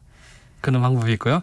이외에 또 다른 조건으로는 한부모와 자녀가 주민등록상 주소와 세대가 동일해야 되는데 만약에 주와 세대가 다르더라도 자녀가 양육의 연장선상에 있다고 인정이 되는 경우에는 지원이 가능합니다. 그러니까 길게 설명해 주셨지만 너무 복잡하다. 결국은 복지로 홈페이지에 가서 모의 계산을 한번 해보시는 게 제일 쉬울 것 같네요. 그렇죠? 만약에 이 조건에 해당한다고 하면 어떤 지원을 받을 수 있어요? 한부모 가정의 자격 요건을 충족하는 경우에는 다양한 지원 혜택을 받을 수 있는데요. 한부모 가정 지원 혜택은 경제적 지원, 주거 지원, 그리고 법률 지원, 그리고 아이들의 상담 지원 이렇게 크게 네 가지로 분류할 수 있는데요. 경제적 지원과 주거 지원 등에 대한 이야기를 드리고 싶어요, 지금. 그러니까 한부모 가정이 어떤 경제적 지원을 받을 수 있는지 설명을 해주시겠다는 거죠. 네네. 경제적 지원은 뭐니 해도 돈 얘기잖아요. 중요하죠. 그래서 제일 중요한 아동 양육비 지원인데요. 올해부터 10,000원이 올랐어요. 그래서 자녀 한 명당 월 21만 원의 지원을 받을 수 있는데 네. 만 5세 이하 아동을 양육하는 조선가정과 만 25세 이상 미혼 한부모 가족 자녀 한 명당 월 5만 원이 추가 아동 양육비로 지원되고 자녀의 상황에 따라서 5만 원의 지원이 추가되며 청소년 한부모 가정의 경우에는 10만 원까지 추가 지원이 가능합니다. 또한 중고등학생의 자녀 학용품비를 아주 크진 않지만 네. 연 9만 3천 원 지원해주고요. 또한 자녀의 대학 입학 시 소득 여건에 따라서 등록금 감면과 대학 따라 좀 다르지만 장학금 지원등도 있고요. 네. 한부모 가족 증명서를 발급받아서 이동통신사에 제출을 하면 요금별로 25%에서 50%까지 감면을 받을 수 있고요. 그리고 통합 문화권이라고 해서 연극, 영화, 뮤지컬, 전시 등을 할인받을 수 있고 네. 영화가 있을 경우에는 기저귀와 분유값의 지원도 받을 수 있습니다. 또한 아이들의 학교 우유 급식도 지원됩니다. 그리고 한부모 가족 복지시설에 입소한 가족과 저소득 한부모 가족 및 조선가족은 가구당 월 5만 원을 지원받습니다. 아이 키우다 보면 또 문제되는 게 주거 문제잖아요. 네네. 이게 제일 클 것 같거든요. 이와 관련해서 어떤 지원들이 있어요? 주거 문제는 일반 가정도 그렇고 네. 특히 한부모 가정 같은 경우에는 정말 중요한 문제입니다. 그럼요. 안정적인 주거 환경은 자녀들의 안정적인 성장과 교육에도 큰 영향을 미치는데요. 주거 지원은 크게 두 가지로 분류해서 간접적인 조건 지원으로는 국가나 지방자치단체는 주택법에 따라 국민주택을 분양할 때 네. 한부모 가족에게 일정 비율 한도 내에서 우선 분양할 수 있도록 하는 특별 공급의 자격을 줄 수 있습니다. 그리고 가장 중요한 직접적인 주거 네. 지원 방법으로는 한부모 가정의 주거 안정을 위해서 공공임대주택을 제공하거나 임대료를 지원하거나 저리의 대출을 받을 수 있습니다.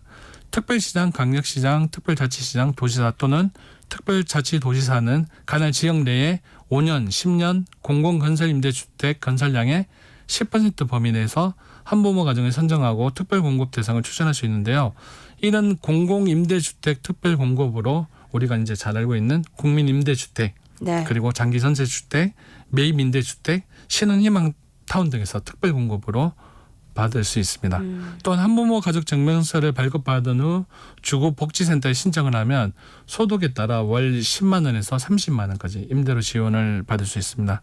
또한 전세자금 대출 시 저리 대출을 받을 수 있으며 대출 상한이나 대출의 한도 등에서 유리한 조건을 받을 수 있습니다. 그러니까 한부모 가정을 위한 복지 혜택이 꽤 많다 이렇게 생각하시는 분들도 계실 것 같아요. 혜택이 많다고 생각하시는 분들이 있을 수도 있겠죠. 네. 하지만 모든 한부모 가정이 다 그렇지는 않지만 이런 지원을 받으려면 기본적으로 소득 기준을 충족해야 되니 한부모 가족 대상 가구 중 저소득 가구, 차상위층 가구가 많습니다. 네. 그리고 여러 지원들이 있지만 지원 금액이 그리 크지 않다 보니까 저소득층의 한부모 가정이 좋은 제도이지만 과연 아이 키우면서 이런 혜택만으로는 살 수는 없겠죠. 네. 그리고 사례자 같은 경우에는 소득 안에서도 정말 열심히 살고 있지만 지출을 어느 정도 선에서 절제를 하면서 소비하는 한계 지출로 더욱더 타이트하게 관리를 해야 됩니다. 반복적인 얘기지만 아예 쓰지 않는 게 아니고 관점을 바꿔서 쓰는 건 쓰되 먼저 미래를 위한 저축을 하고 남은 돈을 가지고 우선 지출 순서를 정하고 쓰셔야 합니다. 네. 그리고 또 준비할 건 없을까요? 가장 기본적인 저축은 두말하면 잔소리이고요. 네. 혹시나 발생할 수 있는 비상 상황이나 비정기 지출 등을 대비해서 비상금 확보가 시급했기에 지난번에 말씀드렸던 세로저축 있잖아요. 네네. 세로저축의 형태처럼 일정 기간을 집중적으로 준비를 해서 비상금 통장을 만드는 걸 제일 먼저 추천을 드렸고요. 그리고 향후 아이가 커가면서 교육비 부분도 고려해야 되기 때문에 정시펀드를 추천했는데요. 네. 펀드 투자할 때 가장 중요한 부분 중에 하나가 내가 어떠한 성격의 펀드에 가입을 했는지 아니면 나의 유형과 잘 맞는 상품인지를 봐야 됩니다. 주식은 펀드는 주식의 60% 이상의 투자를 하는 상품인데요. 네. 여기에 시총 규모에 따라서 가치형과 성장형으로 나누어집니다. 사례자에게는 소액으로 나누어서 글로벌 펀드와 우리나라의 성장 펀드 투자를 권했는데요. 네. 해외 주식형 펀드는 미국의 우량 대기업 주식에 집중적으로 투자하기에 기본적으로 수익성이 내구성이 있게 흘러가고 총자산 이익률과 예상 성장 이익률이 높은 대형주 위주로 구성되어 있는 AB 그로스 펀드를 추천했고요. 네. 성장형 펀드로는 자율주행과 배터리에 투자를 하는 기업으로 구성된 펀드로 매월 소액으로 일정하게 준비하게끔 했습니다. 그러니까 소득이 많지 않더라도 가계부를 쓰면서 소비를 좀 점검하고 소액이라도 저축과 투자를 하라는 말씀이신 건데요. 처음 마음 먹었을 때는 그렇게 하는 게 뭐 가능할지 모르겠지만 이걸 계속 이어져 나가는 건 쉽지 않잖아요. 그렇죠. 특히 육아와 가정경제, 그다음에 지친 일가와 함께 모든 게 무기력증으로 연결되는 네. 시기가 있습니다. 한마디로 그 어떤 목표 설정도 잃어버린 상태인데요. 어떤 목표를 두면 좋을까요가 아닌 작더라도 목표를 두고 실천을 먼저 해보라는 말씀을 드리고 싶습니다. 네. 가정경제적으로 좀 전에 말한 비상금 만들기 같은 목표를 두고 만기를 짧게 해서 우선 성취감을 느끼고 그 후 조금씩 저축금액이든 투자금액 등을 정해가거나 추가하는 형태로 준비하면 중간에 힘든 상황이 와도 잘 이겨낼 수 있습니다. 네. 또한 좀 더 마음을 다지기 위해서 통장 표지에 꼭 통장에 재무 목표 이름을 붙여주시길 바랍니다. 좋은 아이디어네요. 굉장히. 생활이 팍팍한 한부모 가정의 경우 어떻게 미래를 준비하면 좋을지 얘기 나눠보고 있는데요. 관련 고민 갖고 계신 분들 문자 보내주시면 서영로 원장님이 상담해 드리겠습니다. 그럼 여기서 노래 한 곡 듣고 올게요. 옥상달빛의 달리기. 옥상달빛의 달리기 함께 듣고 왔습니다. 노래 나가는 사이 많은 분들이 또 문자 보내주셨는데요. 3649님, 친한 언니가 초등학생 아이 셋을 혼자 키우고 있습니다. 사정상 전 남편의 도움을 전혀 못 받고 있어요. 문제는 언니의 수입 대부분을 아이 교육에 쓴다는 거예요. 언니도 남에게 기죽고 싶지 않다고 하더라고요. 지켜보는 저는 걱정이 됩니다. 수입의 어느 정도를 교육비로 사용하는 게 적절한 걸까요? 하셨어요. 사람의 가치에 따라서 이제 달라지는데 네. 먼저 다른 말부터 먼저 하자면 지금 양육비 지원을 못 받고 있다고 했잖아요. 네. 그래서 만약에 이 언니 분이 한부모 가정의 대상자에 들어간다면 그 한부모 가정 법률 서비스를 통해서 계속 지속적으로 양육비 지급을 요청을 하고 네. 그리고 양육비 지급을 받기 전까지 미리 받을 수 있는 방법이 있습니다. 네. 그래서 우선 법률 서비스를 먼저 받아보라는 말씀을 드리고 싶고요. 네. 그리고 수입의 어느 정도를 교육비로 사용하는 게 적절할까요? 라는 말씀에 대한 부분은 네. 제가 봤을 때는 15%에서 20% 이상을 초과하면 안 될 거라고 생각이 됩니다. 그렇군요. 지금은 좀 많이 쓰고 계신 건 맞네요. 그렇죠? 네네. 3364님, 미래를 위한 저축액을 빼두고 남은 돈을 지출하라고 하셨는데요. 최소 이 정도는 저축액으로 빼둬라 하는 금액이 있을까요? 하셨어요. 먼저 미래를 위한 순서를 정하셔야 될 것 같아요. 방금 좀 전에 말씀하신 사례처럼 그 아이에 대한 교육비도 있을 거고 그다음에 노후에 대한 부분도 있을 거죠. 네. 그래서 만약에 교육에 대한 비율을 15%를 잡고 노후에 대한 비율을 15%를 잡는다면 이것만 하더라도 30%가 되잖아요. 네. 그래서 이거 외에도 비상금이라는 부분도 있기 때문에 40% 정도 선은 무조건 철칙을 두고 저축을 해 나갔으면 좋겠다고 생각이 듭니다. 네. 5358님, 한부모를 위한 공공임대주택에 들어간다고 해도 목돈이 필요하긴 한 거죠 하셨네요. 네, 목돈이 필요합니다. 네. 그래서 공공임대주택은 보증 금액이 일반 주택만큼은 들지는 않지만 분명히 비용은 들어가고요. 네. 그리고 평수에 따라서 이 보증금 금액도 달라지는데 이런 보증금 지원 서비스도 가능하기 때문에 이런 제도를 활용하는 게 괜찮다고 생각이 됩니다. 그런 제도는 어디서 알 수 있을까요? 그 청약 플러스 네. 홈페이지에 들어가면 임대주택에 관한 공임대주택에 대한 그 칸이 따로 있거든요. 네. 그래서 클릭해서 다시 보시면 자세하게 나옵니다. 네. 1244님, 한부모 가정인데요. 설명해 주신 지원을 제가 받을 수 있는지 혹시 주민센터 가서 물어보면 알려주나요? 하셨어요. 네, 주민센터 가서 직접 물어보시면 복지과에서 알려줍니다. 아, 그렇군요. 네. 또 박현주님이 이런 혜택은 자녀가 미성년자일 때까지만 해당이 되는 건가요? 하셨네요. 네, 맞습니다. 만 18세. 아, 그럼 18세가 넘으면 이제 네. 지원 대상이 되지 않는 거예요? 네. 아, 안타깝네요. 0888님이 39살의 남편과 사별하고 지금 73입니다. 일남 이녀 3명 다 결혼했어요. 살고 싶지 않을 때도 또 눈물로 세월을 보낸 때도 있었습니다. 그래도 애들 때문에 살았습니다. 그리고 지금은 편안합니다 하시면서 홀로 아이를 키우고 계신 분들에게 힘내라고 위로의 문자 보내주셨습니다. 감사합니다. 네, 짠테크 SOS 돈 되는 라디오 오늘은 여기서 마칠게요. 지금까지 서영로 한국경제교육원 원장님과 함께했습니다. 고맙습니다. 네, 고맙습니다.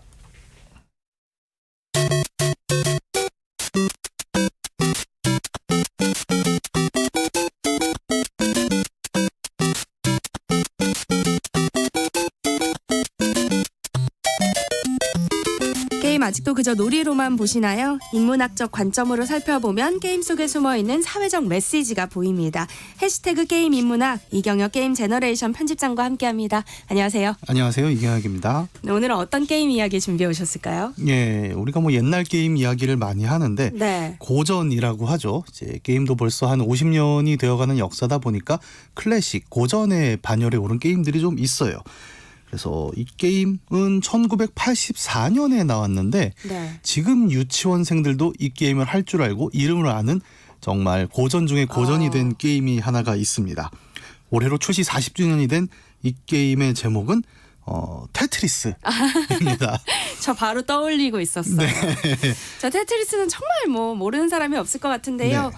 아니, 이 게임이 나온 지 벌써 40년이나 됐어요. 그렇죠. 생각해보니까 와 이렇게 오래됐나 싶을 정도로 시간이 빨리 지나갔는데 한편으로는 40년이 돼도 여전히 사람들이 기억을 한다는 거는 이 게임이 얼마나 잘 만들어진 게임인가를 떠올리게 하는 부분들이 좀 있죠. 네. 심지어 생명력이 얼마나 대단하냐면 2019년 5년 전에도 테트리스 신작이 나왔어요. 이게 시대가 많이 바뀌니까 요즘은 또 온라인 네트워크가 있지 않습니까? 그래서 이 신작은 테트리스 99라고 하는 방식인데 예전에는 혼자 했잖아요. 테트리스를.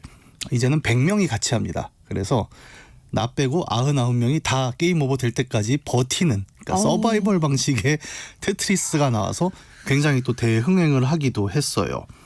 계속 나오는 거죠. 80년, 40년 전의 게임이 계속 리바이벌이 되고 팬층도 그래서 두껍기 때문에 미국 같은 경우에는 그 2010년부터 클래식 테트리스 월드 챔피언십이라는 대회가 열리기도 합니다. 여길 보면은 요즘 기계로 하는 게 아니라 정말 옛날 게임기를 가지고 사람들이 모여서 누가 가장 테트리스를 오래 가는가 이런 대회를 여는데 이 대회가 뭐 유튜브에도 영상이 많이 올라와 있긴 하지만 보면 충격적입니다. 우리가 하는 테트리스를 하지 않아요, 이분들은. 아, 그래요? 저희는 이제 왼손으로 뭐 방향을 바꾸고 그쵸. 오른손으로 뭐 떨어뜨리고 이분들은 내 손가락을 떨어뜨리죠. 다 쓰세요, 양손을. 그래서 전후 좌우를 손가락 하나씩 놓고 그러니까 그렇게 하면 훨씬 빠르게 블럭을 움직일 수 있잖아요. 네. 테트리스 후반부에 가면 블럭이 왜 엄청 빨리 내려와요. 네, 눈으로 볼 수 없을 정도인데 이분들은 거기에 맞춰서 반응하기 위해서 컨트롤러를 아예 다른 형태로 잡아버리는 거죠. 이런 걸 보다 보면 정말 테트리스라는 게 어떻게 보면 인류가 가장 많이 가장 오랜 시간 플레이한 게임이구나라는 생각도 듭니다. 네, 저희 아이가 네. 얼마 전에 이 스티커를 많이 받아가지고 네. 그 테트리스 게임기를 가져왔더라고요. 한번 해보더니 예. 이 너무 재밌잖아요, 솔직히. 그렇죠. 그러니까 예. 계속 하려고 해서 제가 몰래 숨겨뒀거든요. 근데 이 게임이 벌써 40년이나 꾸준한 사랑을 받고 있는 거잖아요. 테트리스의 인기 비결은 뭐예요? 지금 말씀하신 대로 이거는 남녀노소가 누구나 그냥 잡자마자 이건 재밌구나를 금방 깨닫는 건데 네. 어떻게 보면 제가 자주 드리는 말씀이지만 이제 재밌는 게임, 훌륭한 게임의 조건은 뭘까를 이야기를 해보면 결국 가장 배우기 쉬운 규칙이라는 점입니다. 네. 테트리스는 유치원 아이들도 한번 잡아보면 라고 깨닫는 정말 그 심플한 규칙으로 돼 있거든요. 네. 보통 규칙을 이제 세 문장으로도 요약할 수 있어요. 테트리스의 규칙은 크게 세 가지인데 첫 번째, 블럭이 위에서 떨어진다. 네. 두 번째로 가로로 한 줄을 맞추면 블럭이 없어진다. 그렇죠. 그리고 블럭이 화면에 꽉 차면 게임 오버다. 규칙이 이게 다입니다. 그러니까 어떤 장점들이 있냐면 일단 알기가 쉬우니까 앞에 따로 설명이 없어요. 하다못해 오락실 게임을 해도 요새는 앞에 튜토리얼이라고 하죠. 이 버튼은 이런 기능을 합니다. 이런 걸 다 보여주고 근데 이 설명은 언제나 지루하거든요. 테트리스는 설명이 없습니다. 그냥 블럭 떨어지는 거 한번 보면 하고 들어가게 되고 네. 또 어떻게 보면 전 세계적인 히트를 쳤던 배경 중에 하나는 그런 게 있죠. 언어가 필요가 없어요. 그렇네요. 네, 한국어, 영어, 일본어 다 상관없이 번역도 필요 없이 그냥 처음 보는 외국인한테 줘도 플레이할 수 있다라는 것이 이 쉽고 단순하고 이해가 편한 이 방식이기 때문에 테트리스라는 게 40년 넘어서도 아직도 현역 게임이 될 수 있는 비결이겠죠. 근데 또 규칙은 단순하지만 이 테트리스가 또 만만한 게임은 아니잖아요. 그렇습니다. 이거 만만하게 보고 오락실에 앉았다가 한 3분도 못 버티고 일어나시는 분들이 태반인데요. 이 게임의 매력은 규칙이 정말 쉽고 단순한데도 사실 조금 하다 보면 굉장히 오묘하게 파고들 수 있는 부분들이 엄청나다는 점입니다. 당장 속도가 달라지죠. 처음에 천천히 떨어질 때는 생각도 할 수 있고 그리고 옆에 보면 넥스트라고 해서 다음 블럭을 보여줍니다. 이게 재밌는 게 속도가 올라가게 되면 이 다음 블럭을 사람이 내 눈으로 볼 수가 없어요. 네. 지금 떨어지는 블럭 하느라 그럼요. 네. 그 다음 블럭을 놓치게 되면 그때부터 자기가 아무리 훌륭한 계획을 세웠더라도 모든 게 무너지게 되거든요. 그쵸. 그리고 점점 그 긴장감이 더해지는 게 블럭이 엉망으로 쌓이면서 점점 끝단으로 올라가다 보면 넣을 공간이 없어지기 때문에 점점 조급해지는 거예요. 두근두근하죠. 예, 고수는 이럴 때 그 틈을 또 찾아내기도 하거든요. 그래서 앞서 말씀드린 테트리스 월드 챔피언십 영상을 보시면 우리가 그 얘기하죠. 4개짜리 긴 막대기 하나, 이거 하나 나와라고 기도를 하는데 이 사람들은 그걸 기다리다가도 4개를 통 비워놓지 않고 네. 중간에 끊어버립니다. 다음 블록이 어차피 이렇게 안 나올 거야를 예상하기 때문에요. 그래서 우리랑은 밑에를 쌓는 방식 자체가 다른 거죠. 이 얘기는 규칙은 매우 쉽지만 그 안에서 자신이 고수가 되면 될수록 내가 할 수 있는 새로운 것들이 늘어난다는 얘기이기도 해요.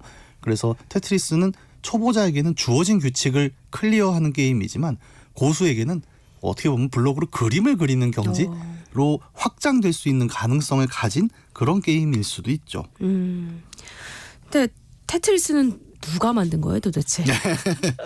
이게 참 테트리스가 갖고 있는 재밌는 특징 중에 하나인데 네. 우리가 보통 디지털 게임, 비디오 게임이라고 하면 이제 미국과 일본이 양대 산맥이죠. 그쵸. 한국은 온라인 게임부터 이제 좀 올라오고 있는데 대부분의 옛날 게임들은 그래서 미국산 혹은 일본산이 많습니다. 그런데 이 공전의 히트를 기록한 테트리스라는 게임은 미국과 일본이 아닌 곳에서 만들어졌는데 네. 지금은 없어진 나라죠. 소련제입니다. 이 소련에서 1984년에 만들어졌는데 여기도 이제 게임 역사의 처음과 똑같이 소련에 있는 이제 국립과학기술연구소가 있었어요. 거기 근무하던 연구원 하나가 네. 재미삼아 만든 게 이 테트리스라는 거죠. 알렉세이 파지노프라는 사람이 테트리스라는 게임을 처음 만들어냈는데 이것도 만들자마자 이제 연구소 내에 소문이 파다하게 퍼졌겠죠. 야, 재밌는 게 나왔다. 네. 이게 돌고 돌다 보니까 또 당시에는 냉전기 아니었겠습니까? 그래서 동구권 안에서 연구소 직원들이 서로 이제 교류를 하다가 테트리스가 넘어가게 되면서 뭐 헝가리라던가 이런 동구권 연구소들에 점점 퍼지기 시작을 한 거죠.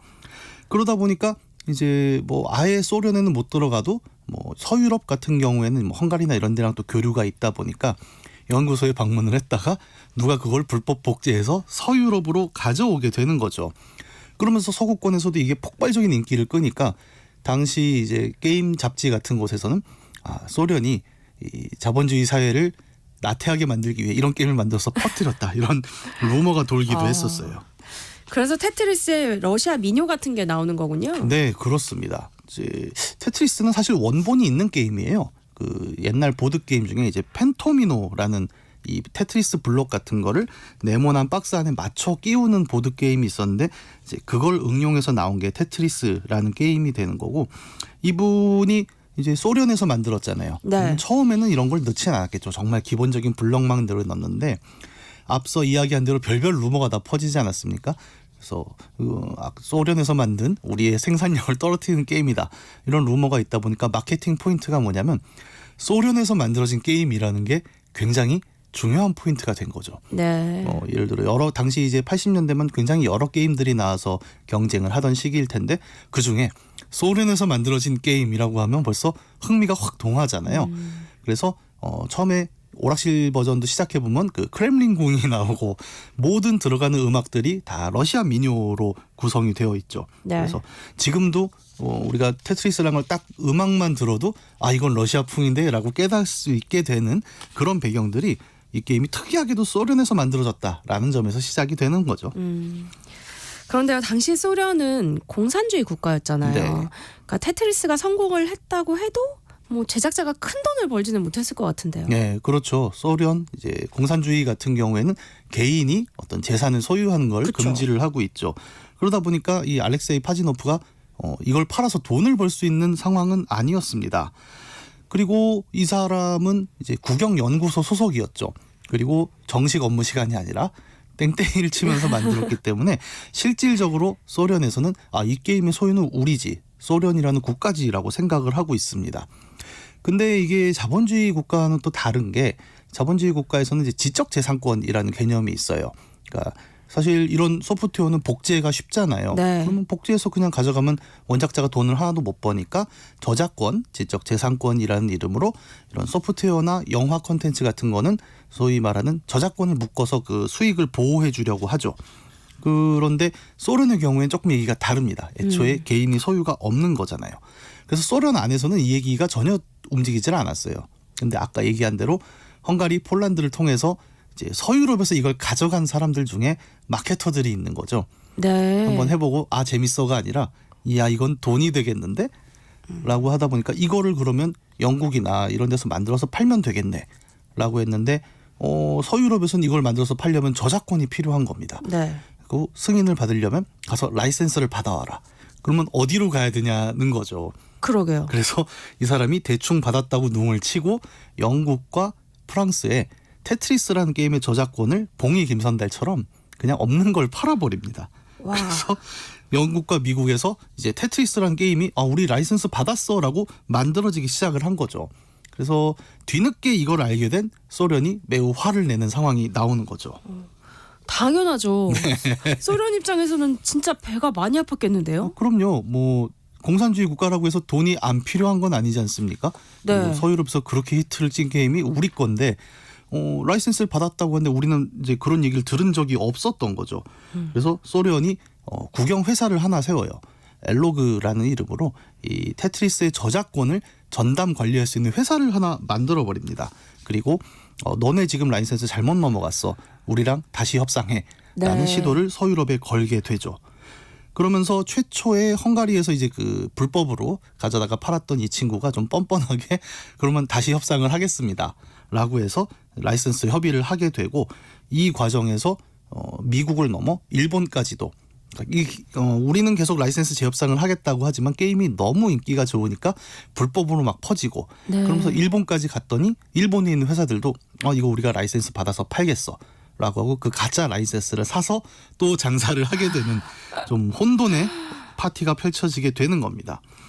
이때 되게 재밌는 이야기들이 그런 게 있었어요. 그래서 테트리스라는 게임이 처음에 이제 대형 컴퓨터에서만 돌다가 그다음에 개인용 컴퓨터로 나오고 그다음에 일본 같은 경우에는 가정용 게임기들이 많지 않습니까? 그래서 이 일본의 라이선스를 판 업자는 그렇게 얘기를 하는 거죠. 지금 영국과 미국이 갖고 있는 라이선스는 PC용이야. 닌텐도 기기에 넣는 건 다른 라이선스지 이런 식으로 해서 계속 팔면서 약간 이 브로커들이 전 세계에 신나게 테트리스 라이선스를 팔게 되는 상황을 통해서 테트리스가 전 세계로 번져나가게 된 거죠. 그러면 지금 테트리스 저작권은 누가 가지고 있는 거예요? 이게 참 재밌죠. 그래서 난리가 났지 않습니까? 네. 그래서 결국 최종적으로 이 라이선스를 갖고 있는 소련 국영 회사인 엘로그라는 곳이 이제 다른 회사들과 계속 컨택을 해요. 너네 이거 잘못 산 거다. 다시 협상해야 수습을 된다. 하려고. 예, 이렇게 쭉쭉 하는 와중에 또 재미있게 된 게 원작자였던 알렉세이 파지노프가 서구권으로 망명을 가요. 그러면 이제 자기는 이제 공산주의 시민이 아니라 자본주의 세계의 시민이 됐지 않습니까? 네. 그래서 이거 내 거다라고 얘기를 하기 시작을 그렇죠. 하는 거죠. 그건 맞죠. 네. 본인이 개발했잖아요. 예, 그래서 테트리스 컴퍼니라는 법인이 하나 새로 생겨요. 여기에는 소련의 엘로그도 주주로 들어가 있고 알렉세이 파지노프도 들어가 있고 그리고 전 세계에서 나오는 모든 테트리스에 대한 라이선스를 이제 이 테트리스 컴퍼니라는 회사에서 관리하도록 하자라고 하고 알렉세이 파지노프도 여기서 약간의 수익을 얻게 되는 걸로 엔딩이 되게 됩니다. 그래서 어떻게 보면 80년대에 나왔지만 이 소송이 굉장히 오래 갔어요. 한 90년대까지. 그래서 그동안 아마 많이 보셨던 게 온갖 테트리스가 다 나왔었어요. 그래서 이게 다 라이센스가 없었던 상황에서 만들어진 거고 네. 이제는 그게 싹 정리가 됩니다. 그래서 한국에서도 재밌는 사태가 한 번 있었던 게 2002-3년쯤에 한국의 여러 온라인 게임 서비스들 있잖아요. 그중에 몇 군데가 테트리스를 서비스하기 시작해요. 워낙 쉽고 재밌는 게임이다 보니까 네. 온라인으로 서비스를 하면 다들 많이 할 테니까. 그쵸. 근데 이게 어느 날 다 내려가거든요, 한국에서. 왜냐하면 테트리스 컴퍼니가 그걸 보고 너네 라이센스비를 안 냈다라고 소송을 걸어버립니다. 네. 그래서 이게 뒤에 얘기하겠지만 게임 같은 경우에는 저작권이 굉장히 좀 애매한 부분이 있는데 테트리스는 특이하게 이 게임의 모든 규칙에 대한 저작권이 테트리스 컴퍼니에 있다는 게 전 세계적으로 확립이 되어 있는 상황이에요. 그래서 새로 나오는 모든 테트리스 게임은 반드시 이 회사의 라이선스를 지불을 해야 되고, 예를 들어 나오는 블럭이 한 4-5개가 있지 않습니까? 네. 거기에 새로운 블럭을 함부로 추가할 수 없습니다. 추가하면 라이선스를 어기는 게 되니까요. 그렇군요. 그래서 블록 색깔들도 다 정해져 있어요. 그래서 굉장히 몇 안 되는 저작권으로 보호되는 게임으로도 테트리스는 의미가 깊습니다. 그런데 요즘 보면은 테트리스와 비슷한 게임들이 서로 네. 다른 회사에서 출시되기도 하던데요. 이건 저작권 문제 없는 거예요? 그래서 이제 아까 말씀드린 대로 뭐 애니메이션에는 이제 디즈니가 있죠, 대표적으로. 제가 재밌는 얘기 들은 게 무인도에서 미키마우스를 그리면 디즈니 변호사가 찾아온대요. 그 저작권 문제를 얘기하기 위해서. 네. 근데 게임 같은 경우에는 조금 저작권이라는 게 특이하게 작동을 하는데, 이제 우리 저작권법에 보면은 가장 대전제로 이야기하는 게 아이디어와 표현의 분리라는 게 있습니다. 예를 들어 제가 어떤 굉장히 미녀 캐릭터를 하나 상상을 해요. 네. 그리고 그 미녀 캐릭터를 그려서 라이선스를 취득합니다. 그러면 현행 저작권법이 보호하는 건 내가 그려낸 그림만이에요. 아, 나는 이런 미녀를 생각했어 라고 생각한 것에 대해서는 저작권법은 보호하지 않습니다. 이게 아이디어와 표현의 분리라는 개념이거든요. 네. 그러니까 네가 아무리 좋은 생각을 했어도 그 생각을 언제 어떻게 시작했는지는 아무도 모르는데 그걸 어떻게 독점적으로 보장을 하느냐라는 게 현행 저작권법인데, 게임 같은 경우에는 이게 그래픽이나 사운드의 문제가 아니라 사실은 게임 규칙이 핵심이잖아요. 그렇죠. 테트리스의 핵심은 블럭이 위에서 떨어진다, 한 줄이 차면 없어진다, 끝까지 차면 게임 오버다인데 이게 아이디어의 영역에 들어있다는 겁니다. 그래서 현행 저작권법으로는 어떤 게임이 나왔을 때 이 게임의 라이선스가 완벽하게 지켜지지는 않아요. 그래서 가끔 뉴스 보시면 그런 경우 있죠. 뭐 표절 시비 같은 게 걸렸을 때 이 게임의 규칙을 똑같이 써서 저작권법을 위반했다가 아니라 이 게임에 나오는 캐릭터, 아이콘들을 그대로 사용했다가 문제가 되는 거죠. 그래서 제일 대표적인 게 우리가 3매치라는 장르가 있어요. 아마 많이들 해보셨을 거예요. 동물도 있고 사탕도 있는데 같은 걸 3개 맞추면 없어지는 게임. 이게 굉장히 많습니다. 그렇죠? 아마 모바일로 해보면 특히 비슷한 게임만 주구장창 나오는 걸 볼 수 있는데, 그래도 되는 이유는 게임 규칙은 아이디어의 영역이거든요. 그래서 그 표현 자체, 그러니까 사탕이 아니라 우리는 신발입니다라고 하면 괜찮은 거예요. 저작권법상 문제가 안 되는 거죠. 그래서 이거는 아직도 논란의 여지가 있어요. 그러게요. 이 규칙을 어디까지 보호할 것인가. 그렇다고 해서 모든 아이디어를 다 저작권으로 묶어버리면 그때부터는 이건 나도 옛날에 200년 전에 생각한 겁니다라고 얘기하면 그 문제도 있거든요. 그리고 그걸 다 묶어버리면 게임이라는 게 이제 이전에 나왔던 게임들의 장점을 또 가져와서 만드는 것들도 있는데 그것도 어려워지긴 하거든요. 만들 수 있는 게임이 너무 또 한정될 것 같기도 그렇죠. 하고요. 그러니까 그거 만든다고 해서 우리 게임이니까 너넨 다 만들지 마. 그러니까요. 그래서 굉장히 좀 현재 저작권법에서 어려운 부분이긴 한데 테트리스는 이상하게 소련에서 만들어졌다는 좀 독특한 배경하에 유일하게 저작권을 보호받는 게임 규칙이기도 합니다. 네. 이야기를 나누다 보니 궁금해지는데요. 이경윤 편집장님도 아직 테트리스 하세요? 아직 합니다. 아까 말씀드린 그 테트리스 서바이벌 있죠. 그거를 아들하고 매일 밤 하고 있는 상황이죠. 이토록 이 테트리스 게임이 매력적인 이유 뭔지 생각해봤으면 좋겠어요. 제가 요즘 보면, 요즘은 게임보다 쇼츠를 많이 보지 않습니까? 사람들이 쇼츠에 보면 그런 거 보셨어요? 굉장히 어질러져 있는 것들을 이렇게 탁 직각으로 정리를 해놓는다거나 흩어진 모래를 평평하게 이렇게 만들어주는 소위 말하는 힐링 쇼츠라는 것들이 있습니다. 저는 그걸 보면 이 분야의 원조가 테트리스가 아닐까라는 생각을 하거든요. 어떻게 보면 블록들이 정말 무작위로 막 떨어지고 있는데 결국 이 블록을 없애는 거는 한 줄을 가지런하게 맞춰놓으면 뿅 하고 사라지는 거예요. 그래서 이 게임이 주는 매력은 뭘까를 생각해 본다면 결국 우리가 갖고 있는 어떤 정리된 것을 향하는 편안함이랄까요? 그러니까 길가에도 이렇게 블럭이 정말 일목요연하게 탁탁 떨어지는 거 보면 괜히 기분이 좋지 않습니까? 그렇죠. 테트리스가 딱 그걸 보여주는 거죠. 그러니까 이 난잡하게 어질러져 있는 블록에서 네가 앞뒤로 한 줄을 정말 깔끔하게 맞추면 뿅 하고 사라지는, 마치 사무실이나 창고를 한번 청소를 하고 나면 우리가 확 느끼는 그 후련함이랄까요? 그런 것들을 구현했기 때문에 지금까지도 이 간단한 규칙이 그렇게 인기가 좋은 게 아닐까 않을까라고 생각이 들어요. 네. 유성아님이 오락실 테트리스는 최고 점수를 깨면 내 이니셜을 쓸 수 있다는 게 묘미 아닐까요? 하셨네요. 아, 그렇죠. 그 하이스코어에 대한 또 욕망들이 있는데 정말 안타깝게도 기계를 끄면 사라진다는 게 요즘은 서버에 남긴 한데 옛날엔 그게 없었네요. 네. 해시태그 게임 인문학 이경혁 게임 제너레이션 편집장과 함께했습니다. 고맙습니다. 감사합니다. 네, 세상의 모든 정보 오늘 여기서 마무리하겠습니다. 모바일 쿠폰 당첨자는요. 홈페이지 공지사항에서 확인하실 수 있습니다. 행복한 오후 이어가시고요. 저는 내일 다시 찾아뵙겠습니다. 지금까지 아나운서 전재리였습니다. 고맙습니다.